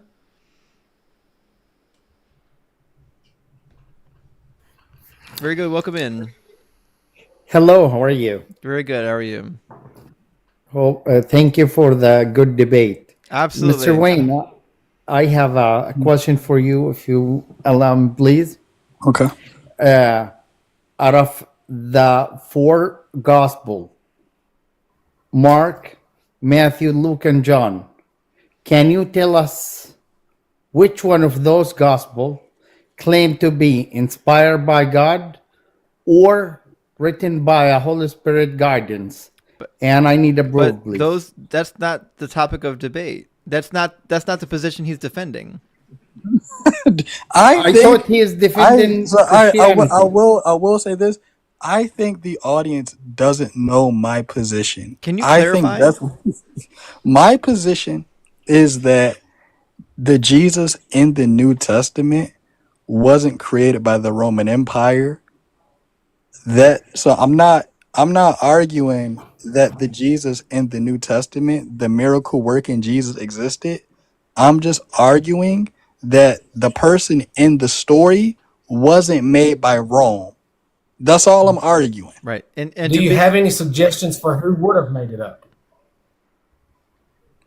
Like we're done with the cross examination. Yeah, sorry, I love you, Jeff. I'm going to request. Yeah, I'll say this. that's not my job to say who wrote the story. I'm just saying that the Romans didn't do it. So I mean, it could have been written by J.K. Rowling, but it's not my job to figure that out. Right. All right. Thank you. So sorry about that. You're I welcome. want to ask about the validity of the gospel that you take position on. No Thank worries. Thank you for being here. All right, cheers. All right, we'll grab a lot of people confused about your position. We stated your position early on, but we'll do what we can. Cora, thank you for upgrading, and we've got a question from McLovin, and I'll grab it here and put it on the screen. There we go. For Jeff, thank you for your question, McLovin. It says, if the Bible promotes obedience to Rome, why does it also portray Jesus as Lord over all rulers, challenge Roman idolatry, and inspire defiance that led to Christian persecution? So Jesus represented Caesar. So when they're talking about, and the Bible says over and over to submit to Rome, to pay taxes to Rome, to submit to the emperor as supreme in 1 Peter chapter 2, verse 13. So it is not in opposition to Roman authority. And in fact, by the 4th century, the Romans loved it so much that they completely got rid of all their pantheon of gods and said, you know what? Christianity is what we decide. They got rid of Mithraism and all their other gods, and they said, let's just take Christianity. So if the Romans despised Christianity so much, why did they make it the Roman emperor, the empire's state religion? So to say that the Romans hated Christianity is in opposition to what the Bible says and to what we know happened in history. So these myths of persecution, that Polycarp couldn't be unalived by fire, but he could be unalived by a knife after he lived 84 years in a world where most people only live to be 45 years old or less. So these old Christians, being Christians all their life, never receiving persecution unto death until they're 80-something years old, and then they have a mythological glorified death that says these Christians were. This is how they, enshrined their saints, is to give them a glorified death. Every single one of the apostles get these ridiculous, nonsensical stories about how they died so that they could be glorified and so that they could build a church in honor of them, so that they could, inspire tourism and propagate the religion. So in no way does death inspire people to follow a religion. So you can't, you don't see somebody else get their head chopped off and say, wow, I want to do what they did. I want to believe what they believe, because he died a glorious death of having his head chopped off in public. Please let me do some of that. That's nonsensical. Very good. Thank you for the question, McLovin. We appreciate it. And we're going to get a question for Wayne now. As before, if you have a question for Wayne, throw a 1 in the comments and we'll bring you up. A lot of people with questions for Jeff. They're really interested in Jeff's position. Rocksteady, I see your 1. We'll bring you in.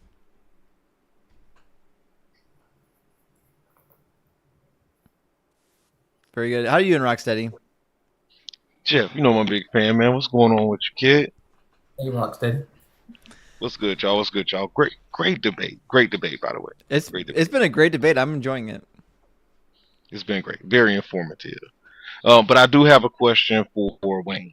On the stance of, right, the Romans inventing Jesus or creating Jesus, right?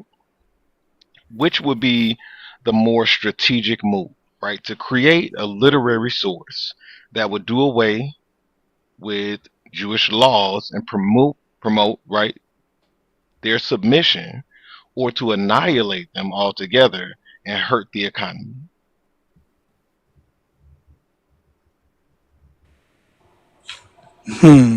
Answer your question one more time. I'm trying to understand what you mean. Okay. Let me try to shorten it up. So, as a strategic move, right, would it be better for the Romans to create a narrative, like a literary source, right, that promotes the Okay, I subjugation see. and Okay, submission of okay, the Jews, okay, or to not create it and just destroy them altogether and hurt the okay. economy. So it wouldn't do any good to make a literary creation for Rome when most people couldn't read. So it wouldn't make any sense. The literacy rate in the ancient world was about 2%, and then you have to get the literature out. So when they make the literature, they have to get the literature across the Roman world, and then people are going to fight against it. It would be more cost efficient to simply wipe them out instead of making literature that people can't read, spreading the literature that these people can't read, fighting against the gods that these people worship, fighting against their temple worship. You could just wipe them out, and it would save you a whole lot more money. So it would be more cost efficient to wipe them out. So you think it would save money by killing them off versus keeping the money that they paid in to practice their worship? So as a matter of fact, one of the reasons I'm why sorry. I know the it's super. yeah, I'm gonna answer this, and then yeah, one of the reasons why the Jewish-Roman war started is because the Romans simply went to the temple and they stole gold and silver out the temple. They didn't need to write a book so they could steal money from people. They just did it because the Romans did what they wanted to do. Yeah, great question, great answer. Good answer. Hey, thanks for the question, Rock. Good to see you. Appreciate you, Jess. Appreciate you. Cheers, brother. All right. If you got a question for Jeff, throw a 2 in the comments. I see a lot of 2 in the comments. Ronan has been throwing 2s in the comments for a hot minute here. We'll get Ronan for Christ in the queue. Hello. Thanks, fellas. Appreciate you guys. Absolutely. Thanks for being here, Ronan. Of course. I have a question for Jeff. So it's kind of like a multi-part question, Jeff. I think the problem that I have with your argument, Jeff, is like the line of it to be true. I think you have to jump through so many hoops, right? So like, are you familiar with Pope Linus? No. Well, Linus was the second pope of Rome, right? And he had his hands laid on by Paul and Peter, and then Clement. Well, in Ronan, the Bible. this is a question and answer. Did you have a question?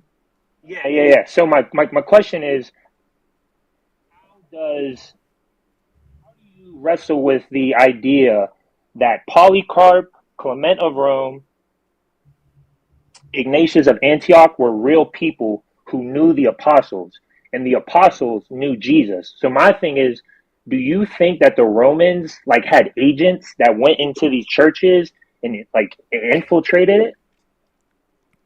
I think that there was no church that operated in the Roman Empire without the knowledge of the Roman Empire. Okay, So how if about there's Ephesus? any bishop or any author of or any church father at all in the Roman Empire, they had to have authority from the Roman Empire. If they did not, then they would have been squashed. Okay. How about Ephesus? Ephesus was in the Roman Empire. It is not possible that any bishop or any person that was capable of reading and writing and having influence in the world could have operated without the authority and knowledge and approval of the Roman Empire. So who killed Polycarp? Polycarp's death is a myth. Ronan, we're not in a debate right now. This is just No, a question, right, no. question answer. All right, but we appreciate your question, okay? Appreciate you. All right, cheers. I know a lot of people here on TikTok are familiar with jumping up and debating with people on panels, but if you could do it, try to reserve your question to just a question for the participants in the debate. What we're not doing is opening a side debate with people that come up. These participants run their own lives. If you want to talk to them and debate them, you're more than welcome to catch them when they're running their own live. In fact, I highly recommend it. In fact, as we're getting next guest up in here, if you're not following Theologos or Jeff for Truth, take the opportunity to do it now. Now's the opportunity to do it. And we're going to grab a question now for Wayne. So if you have a question for Wayne, throw a 1 in the comments. And Cyber Deconstruction, I see your question for Jeff. I'll grab that one next. All right, I see Addie's got a question for Wayne. So we'll grab you up in here, Addy. Maybe. Are you in the queue? If you have a question for the participants on TikTok, guys, you have to actually be in the guest queue. If you're not in the guest queue, I can't pull you up. So if you... Oh, Accolade's got a question for Wayne. All right, Accolade, I got you. I'll bring it right in.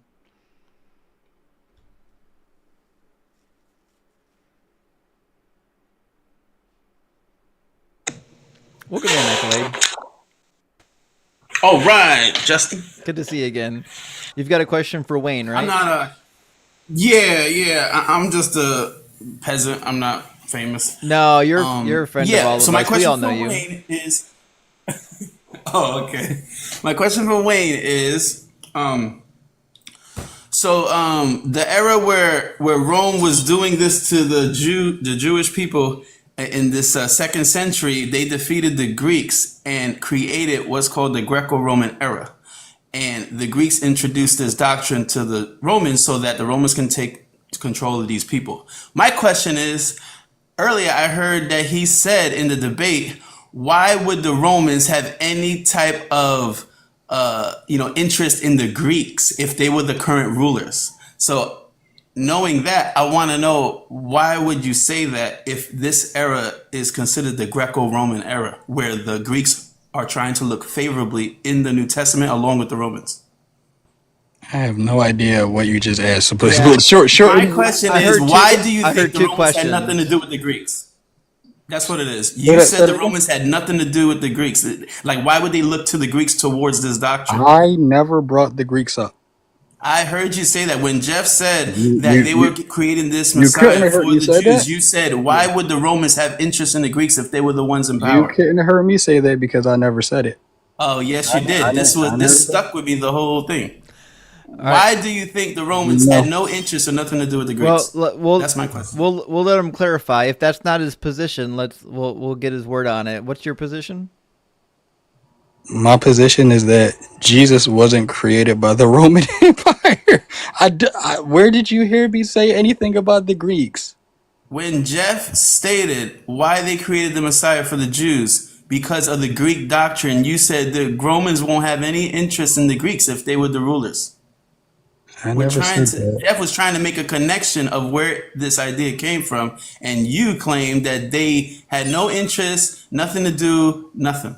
I can't respond to that because I didn't say that. But is that a question you want me to tackle? Well, my question, that's my question. My question is that you basically were saying there's no connection, and I want to know why you think there's no connection. Oh, I never said that. So yeah. So the Romans took on Greek culture. So yeah. Correct. The Romans took on the Greek culture. Correct. Yeah. So why, if I'm saying that now, why would I say that like 20 minutes ago? Because I didn't say it. But yeah, you did, especially when they were talking about Paul. Paul was right on the side of the Romans. Yeah, you might have misunderstood what I said. Maybe. That's possible. That's possible. Maybe that's possible. I'll say that's possible. That's right. Accolade, thank you so much for being here, man. Yeah, you're welcome. All right, cheers. You're welcome. All right, I've got a question for Jeff that's been sent in by Cyber Deconstruction from the job site. Cyber Deconstruction is asking, with no records, how did Roman authorities communicate with each other in order to create the narrative? So the Romans instituted and appointed bishops and governors and leaders throughout the Roman Empire. And so they received direction from the emperor and from the palace. So this is how they spread information throughout the Roman Empire, is through bishops and generals and governors. And so this is how you don't get bishops of churches in the Roman Empire that do not have authority from the Roman Empire. This is how they spread their influence throughout the region. Yeah, very good. And then Thinky Link, I see your question on YouTube. You didn't say who the question was for, so I'm not sure who to ask it to. But if you if you could throw into the comments who your question is for, we can work it into the mix, and we'll try to get your question up. So we need a question now for Wayne. If you have a question for Wayne, as we've been saying, put a 1 in the comments here on TikTok, and we'll pull you up. And obviously, if you're on another platform like YouTube, you'll have to super chat it in for us and let us know who the question's for. I see Babalu's got a question for me. Can you pull her in next when it's my turn? Yeah, absolutely. We can pull Babalu. I don't see any 1s in the comments. So there's a lot of questions for Jeff. Wayne, do you mind if we pull someone in for Jeff? Yeah. Okay.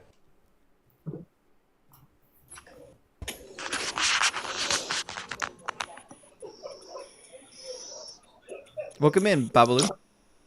Hi, how are you guys? Can you hear me? Yeah, we can hear you. Mm-hmm. Okay, great. Sorry, I was going nuts. I'm like, oh my God, I requested up, and then never mind. It doesn't matter. I'm up. So my question is for Jeff. Yes. So today we have the Jewish people who still do not believe in Jesus. He is not recognized as their Messiah. They are still awaiting for their Messiah to return. Now, there are Messianic Jews, correct? But the actual Jewish people do not believe that Jesus was the Messiah, and really didn't sway the Jewish, in my opinion, in any direction either way. So why would they create this Jesus, which did not benefit them in any way? Because the Jewish people are still not believing that Jesus was the Messiah, and they still all revolted against, Jesus was going against that whole system, that whole, it doesn't make any sense to me. So could you explain to me why they would come up with a fake Jesus that did not benefit them at all, and still to this day, the Jewish still do not believe in Jesus. So if Jesus was made up for the Romans, how come they don't believe in that? They don't believe in Jesus. So the mission was not to just nudge the Jews into changing their mind. It was an ultimatum in wartime. This is why Jesus says in the Bible, repent or perish. It's not about heaven and hell. It's about a war. And the Romans are telling the Jews, if you don't stop rebelling against Rome, you are going to perish. And so the Jews who did not stop rebelling, they did perish. And so, Jesus was not real, but the Romans were real, and they did keep their promises to unalive anybody who rebelled against Rome. So, and this was so favorable to the Romans that by the 4th century, they got rid of all their other religions and said, this religion is the one for us. We can unify the whole world under this religion that says, believe in Jesus or perish. Yeah. So that's what they did. Yeah. Baby, thank you so much for the answer, Babalu. Yes, thank you. Thank you, Jeff. I appreciate you guys. Great live. Thank you. Thank you, Babs. Love you all. Love you all. Have a good one. Did I say thank you for the answer? I meant to say thank you for the question. We do have a question from YouTube for Wayne. This comes from Thinky Link. Thank you so much for the question, Thinky Link. And it says, even if the Romans didn't invent Jesus, whoever invented Jesus, do you think the Romans took advantage of the narrative by regurgitating it? A great question. I don't think the Romans didn't regurgitate it. So the entire point of the Christian message was to convert people to a form of Judaism, because Christianity is a branch. It's a sect. It's an offshoot of Judaism. So the Romans wouldn't have benefited from people not worshiping Roman gods, and people not worshiping the Roman emperor, and people not following the way of the Romans. They wouldn't have benefited from it. So they wouldn't have took advantage of it, because Christianity is Jewish. So the Romans wouldn't have benefited from a Jewish religion. That's my answer. Great. Thank you so much, Wayne. Thank you for the question, Thinky Link. We appreciate that. And now we've got a question for Jeff. If you got a question for Jeff, put a 2 in the comments, and we'll pull you right up. And we'll keep the question and answer going. Lauren says she's got a question for Jeff or he. I can't tell from the picture. And then Jeff and Wayne, if you guys get tired of Q&A at any point in time, let me know. Or if you have a definitive stopping point, let me know. I think we're all having fun with this. Hello, can you hear me? Yep, I can hear you, Lauren. Are you driving? I pulled over. I'm good. I can hear a turn signal. Oh, I'm sorry. My bad. You know, liars go to the Is lake that of better? fire, according to Revelation 21:8. Well, I had my blinkers on, so. Just checking. You ready? Mhm. My question for Jeff is methodological. So this isn't really a argument from authority or consensus or anything like that, but why is it that pretty much no scholars take this? I mean, there may be a few here and there, but the vast majority of them don't take this view. What is your methodology to say that your view is more probable than not? Because in my estimation, it seems like you're taking strands and saying, well, Roman here, this all could make sense. So because of that, this view is more probable. Does that question make sense? Well, I think I can respond to it, and hopefully I address it. So I was a Christian for 46 years. I was raised in a Christian home, and I realized Christianity was not true at the age of 46. And so when you study the Bible, and when you're looking for truth, and when you pray to this God for millions of times like I did, and he never demonstrates his existence or his ability to hear, then you got to be honest and say, somebody lied.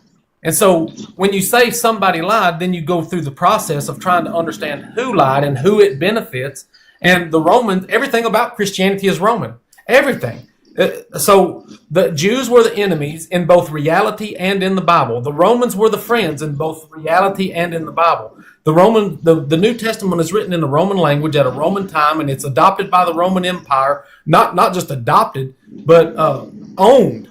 And the headquarters for Christianity has always been in Rome. It's still there today. It was there, according to Irenaeus in the 2nd century. The original headquarters for the church was in Rome, and that was the church started by Peter and Paul. It wasn't a church started in Judea. It wasn't a church started by Jews. It was the church started by the Romans and Greek-speaking people who destroyed the Jews in war. The reason that the mainstream scholars, I think, are not accepting this is because this destroys a major world religion.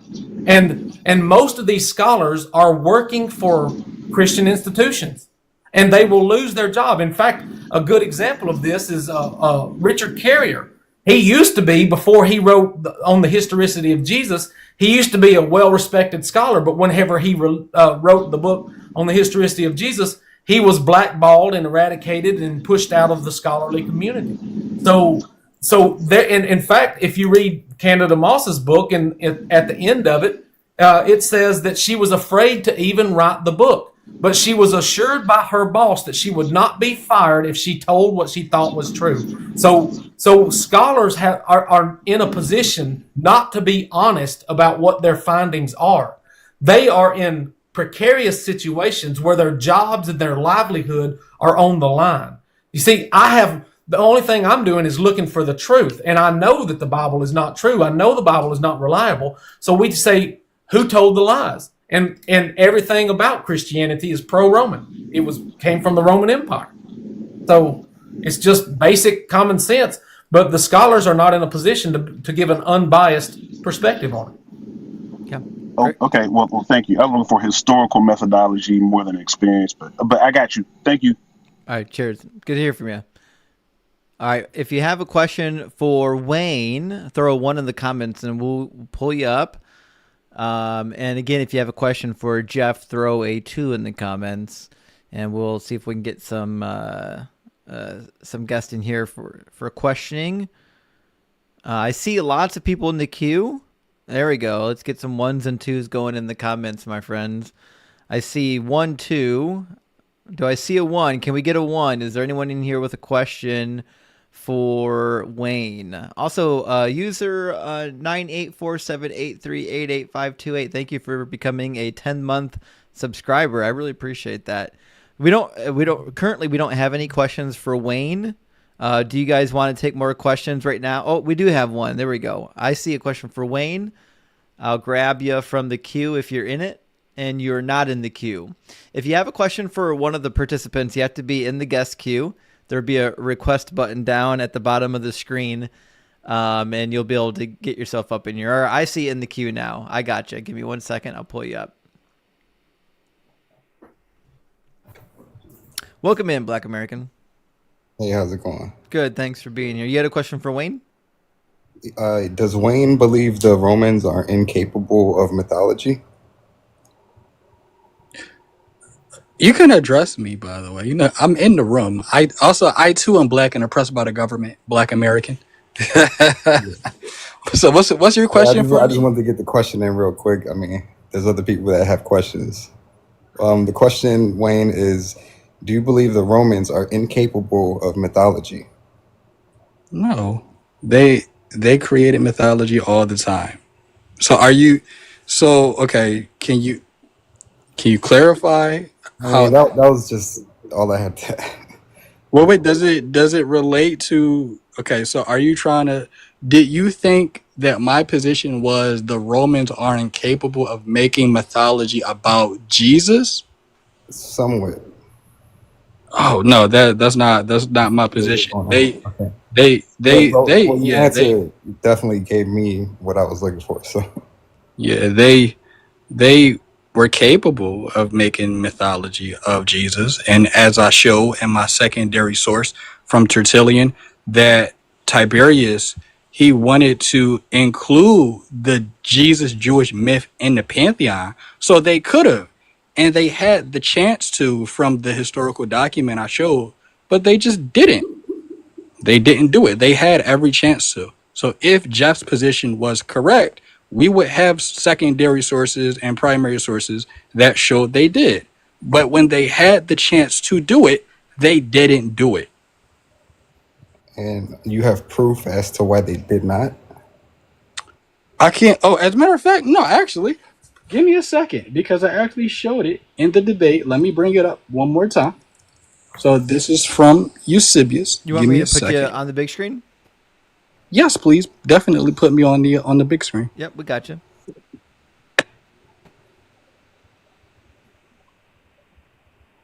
Oh. Can you hear me? Yeah, we can hear you. I think it's just taking a second to load. There we go. Okay. So I'll read it again. So this is Tiberius. I'll start from: in order that nothing might escape Pontius Pilate, and informed Tiberius of the reports which were noised abroad through all Palestine concerning the resurrection of our Savior Jesus from the dead. He gave an account also of the wonders which he had learned of him, and how after his death, having risen from the dead, he was now believed by many to be a god. They say that Tiberius referred the matter to the Senate, but that they rejected it ostensibly because, so this is the reason. So the reason is because they had not first examined into the matter, for an ancient law prevailed that no one should be made a god by the Romans except by a vote and decree of the Senate. So this is why Jesus was not inducted into the Roman Empire or the Roman Pantheon, because they needed a vote, and they didn't observe the matter, or they didn't look into the matter themselves. So Eusebius talks about why they did not, and this is a secondary historical source that talks about why. This is from Eusebius's church history that he wrote. It's book 2. Interesting. Very good. Thank So you. there you go. Yeah, it's good work. I appreciate you guys. All right, great question, great answer. All right. Hey, Justin, I'm thinking let's close it off at 9:30. 10 more minutes. Fantastic. So if we're going to do 10 more minutes, we got time for maybe one question each, and then we'll do closings. Very good. All right, we'll do one more question for Jeff and one for Wayne, and then we'll do closing. Closings were only 2 minutes a pop, so we'll make this quick. If you have a question for Jeff, throw one in the comments, or two in the comments. I'll get it right eventually. All right, I see you, Edward. Edward was already up here, wasn't he? I think Edward was already up here. All right, I see it too from J. Rob. We know J. Rob well. Welcome in, J. Rob. Yo, what's up? What's going on? Yeah, welcome in. Good to see you. Yeah, you too. So, Jeff, I just had a question about we know like Paul in the New Testament always refers back to the Old Testament, and there's a prophecy that states that the Messiah was supposed to be a covenant for the Gentiles, and that they would await for his law or his teachings. So my question for you is like, why do you think it's surprising that Christianity eventually permeated the Roman Empire, and they eventually started worshiping a Jewish man? So why is it surprising that the Romans destroyed the Jews and then started worshiping their enemy? You don't have a problem with the Romans destroying the Jews in war and then saying, oh, by the way, there was a Jewish man that was a god that we should all worship. There is a logical problem with worshiping your enemy.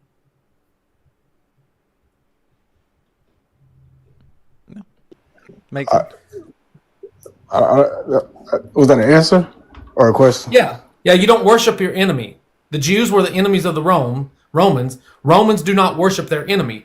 This is proof that the Romans created their version of a Jewish Messiah, not that Jesus was an actual Jewish Messiah and the Romans just decided to start worshiping their enemy. Yeah. Well, J-Rob, thank you so much for the question, and Jeff, thank you for the answer. All right, man, appreciate it. All right, cheers. Take care of yourself, J-Rob. Good to see you. All right, we need one more question for Wayne, and then we're going to move into closing statements. We've been at this now for almost 2 hours, and I've had a lot of fun. I hope that the audience has been having fun. Definitely make sure you're following these creators, and remember, they both have YouTube channels as well. If you're not following them on YouTube, I highly recommend you following them on YouTube and on all of their other social media, on all of the other social medias. So if you got a question for Wayne, throw a 1 in the comments. We'll pull you up, and then we're going to go ahead and move into the closing statements. I see Cam has got a question. All right. Welcome in, Cam. Hey, thank you. Quick question. Mm-hmm. We lost you, Cam. Sorry, can you hear me now? We can hear you now, yep. Perfect. My question is, using propaganda is very common throughout history, and this is something even the U.S. uses today. Seeing as that's the truth and we all can acknowledge that, why do you believe that it's unthinkable that the Romans would create Jesus' propaganda? That's my question. And sorry, I'm sick. I don't think it's unthinkable. Yeah, I don't think it's unthinkable, but actually, so I am a former younger creationist. So I'm a former Christian fundie. Just I think you might be a former Christian fundie too. We're recovering. We're in recovery. So when I was coming out of that thing, I actually took the opportunity to actually study detective methodology and conspiracies. I actually I have a subscription to Skeptic Magazine by Michael Shermer. And with conspiracies, real conspiracies, they don't really work on a governmental scale. They usually only happen with a small amount of people, 2 or 3 people. And the timeline for a conspiracy is about 20 years.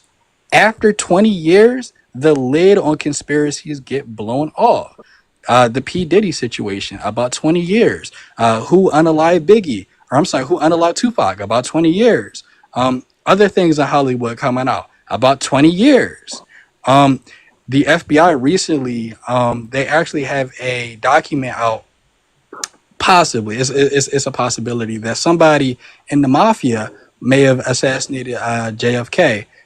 So 20 years. So with real conspiracies, they don't work on such a grandiose scale. The way how people think, they're very small and they usually work in a small amount of time. So if Jesus was created by anybody, Jesus, it would have been created by a small time person or 3, 4 people in a room who made the story. But conspiracies like grandiose by like an entire government, that's not really how conspiracies work. I agree with you, but that more applies So to the modern age where we have as the information age. 2,000 years ago, where the literacy rate was under 5%, I don't think what you're saying logically makes sense for back then at that time. But thank you for your answer. so I'll Go just ahead. Yeah, go ahead respond. and answer. Yeah. So yeah. This is based on what detectives who do detective methodology say. So I understand the public has their opinion, but from what, so for example, like one detective I personally know, J. Warner Wallace. So cold case detective J. Warner Wallace, he would even say no, they happened within 20 years. I think the issue is, and I'll say this one last thing, the same reason why people are more geared to go to conspiracy theories is the same reason why people didn't have a lot of questions for me tonight, is because believing in conspiracy theories is just sexy. It is sexy to believe that the whole world is against you instead of just accepting the fact that sometimes life is just boring and unattractive. Yeah. Thank you for your answer. Yeah. Thank you so much for your question. And Wayne, thank you for the answer. And then with that, guys, I want to put the timer back on the screen. And we're going to do a 2-minute closing for both of the participants. Make sure you're sending them lots of likes, gifts, and follows. Doing debates are not easy, so we want to recognize that they probably put a lot of time into preparing their talking points and their presentations, and so thank you so much for being here, guys. And with that, who wants to go first for the closing? I suspect it's going to be Wayne and then Jeff. Yeah, I'll go. I think I went first. No, Jeff went first to start it off, so I'll go. All right, very good. Yeah. So, are you ready? There you go. All right, there you go. So my predictions actually came to pass. I said that Jeff would not know what a polemic is or how polemics worked. My example was in the book of Psalms, Yahweh rides on a cloud. In the Baal cycle, Baal rides on a cloud. And the wrong conclusion people would come to is Baal is Yahweh. That is not what a polemic is. So the polemic is that Yahweh is taking the characteristics of Baal. Yahweh is taking the attributes of Baal as an attack against Baal. Well, that is what Jesus is doing. Jesus is doing that in the New Testament with the Roman Empire. Jesus is taking the attributes and he's taking the characteristics of the Roman Caesar to attack the Roman Caesar. What the New Testament is trying to argue is the Roman Caesar is not Caesar Augustus. The true Roman Caesar or the true Lord of the world was born by a virgin and preached the gospel and et cetera, et cetera, et cetera. Also, Jeff, you didn't have any primary sources. You didn't have any secondary sources. You didn't have any scholarly backing. You didn't quote from a scholar. You didn't quote from a book. It was all my opinion. I think. And so that was another one of my predictions. You wouldn't have any primary or secondary sources to prove your point. So I've basically done and said everything I needed to say. And I actually have shown that the Romans actually had the opportunity to invent Jesus or induct Jesus into the Roman pantheon, and they didn't. So that just ends the entire debate. They had the opportunity when given to, and they chose not to, which goes against your point that Jesus was created by the Roman Empire. All right, very good. Thank you for the closing. And then, Jeff, when you're ready, go ahead and start talking, and I'll get the timer running. All right, so a polemic is when one group of people makes a mockery out of their enemy. And so when your Messiah gets crucified, one of the guests asked, is a crucifixion a mockery and a humiliating death? And absolutely it is. That was the primary purpose for crucifixion was to humiliate the criminal as much as possible. So when you have a Jewish Messiah that gets humiliated in the most embarrassing way possible by in the Roman Empire, this is clearly a polemic against the Jews, making a mockery of the Jewish Messiah. And when you say that the Romans had an opportunity to accept Jesus into the Roman pantheon and rejected it, well, by the 4th century, Jesus completely replaced the entire Roman pantheon. So they didn't reject Jesus. Jesus took over the entire Roman Empire. And if you're saying that the New Testament is a polemic against the Roman Empire, why is it that the Roman Empire adopted it and made it the state religion and demanded that everybody believe it? And if you didn't, you got unalived or persecuted as a result. So to take the stance that that New Testament Christianity is anti-Roman when it's written in a Roman language in the Roman Empire about to Roman provinces all throughout the Roman Empire, and that it completely takes over the entirety of all religious aspects of the Roman Empire, that is insane. To even suggest that it's anti-Roman when it was started in Rome, it was propagated by Rome, and it completely replaced the entirety of the Roman pantheon. Very good. Thank you so much for the closing statement. And guys, make sure you're following both Jeff and also Wayne. Guys, thanks so much for being here. I really appreciate you coming on to have this debate tonight. And thank you for everyone who sent gifts and super chats. And Brandon, I saw your $20 super chat. Big thanks for the super chat. And before we go, is there anything that you guys want to plug that people might not know about or should know about?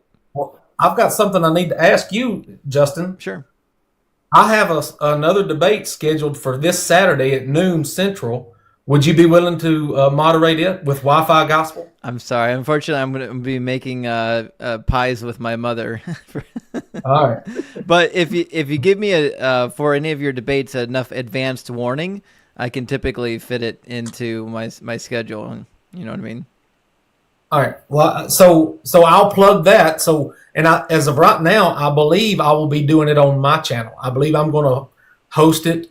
So make sure you're following me, and this debate will be different. It's on the exact same topic, so it will be: did the Romans create Jesus? But my opponent is a traditional Christian that believes that Jesus was literally true. He literally resurrected from the dead. So it will be a completely different debate on the exact same topic. Absolutely. Yeah, can't wait to see it. If anyone wants to watch this debate because they missed some of it, it is saved on my YouTube channel. And both Jeff and Wayne, you're welcome to have a copy of it. I can download it for you and send it to you, or whatever way you want to. I can make sure you get a copy of it. But thank you so much for being here. Wayne, did you want to plug your series? Yeah, I was going to say, for anybody who is who wants to get into deconstruction, because that's like what I really do is I help people deconstruct. If you want to learn about the cultural context behind stuff like the Adam and Eve story, Noah's Ark, if you want to get into stuff like literary criticism, go get my books, Secrets of the Bible from the East. You can get them by clicking on the link in my bio. It's a 6-book series. And I go into, in some of them, the cultural context behind Jesus walking on water, Jesus raising people from the dead, and what did these stories mean to the original audience? So that's all I got.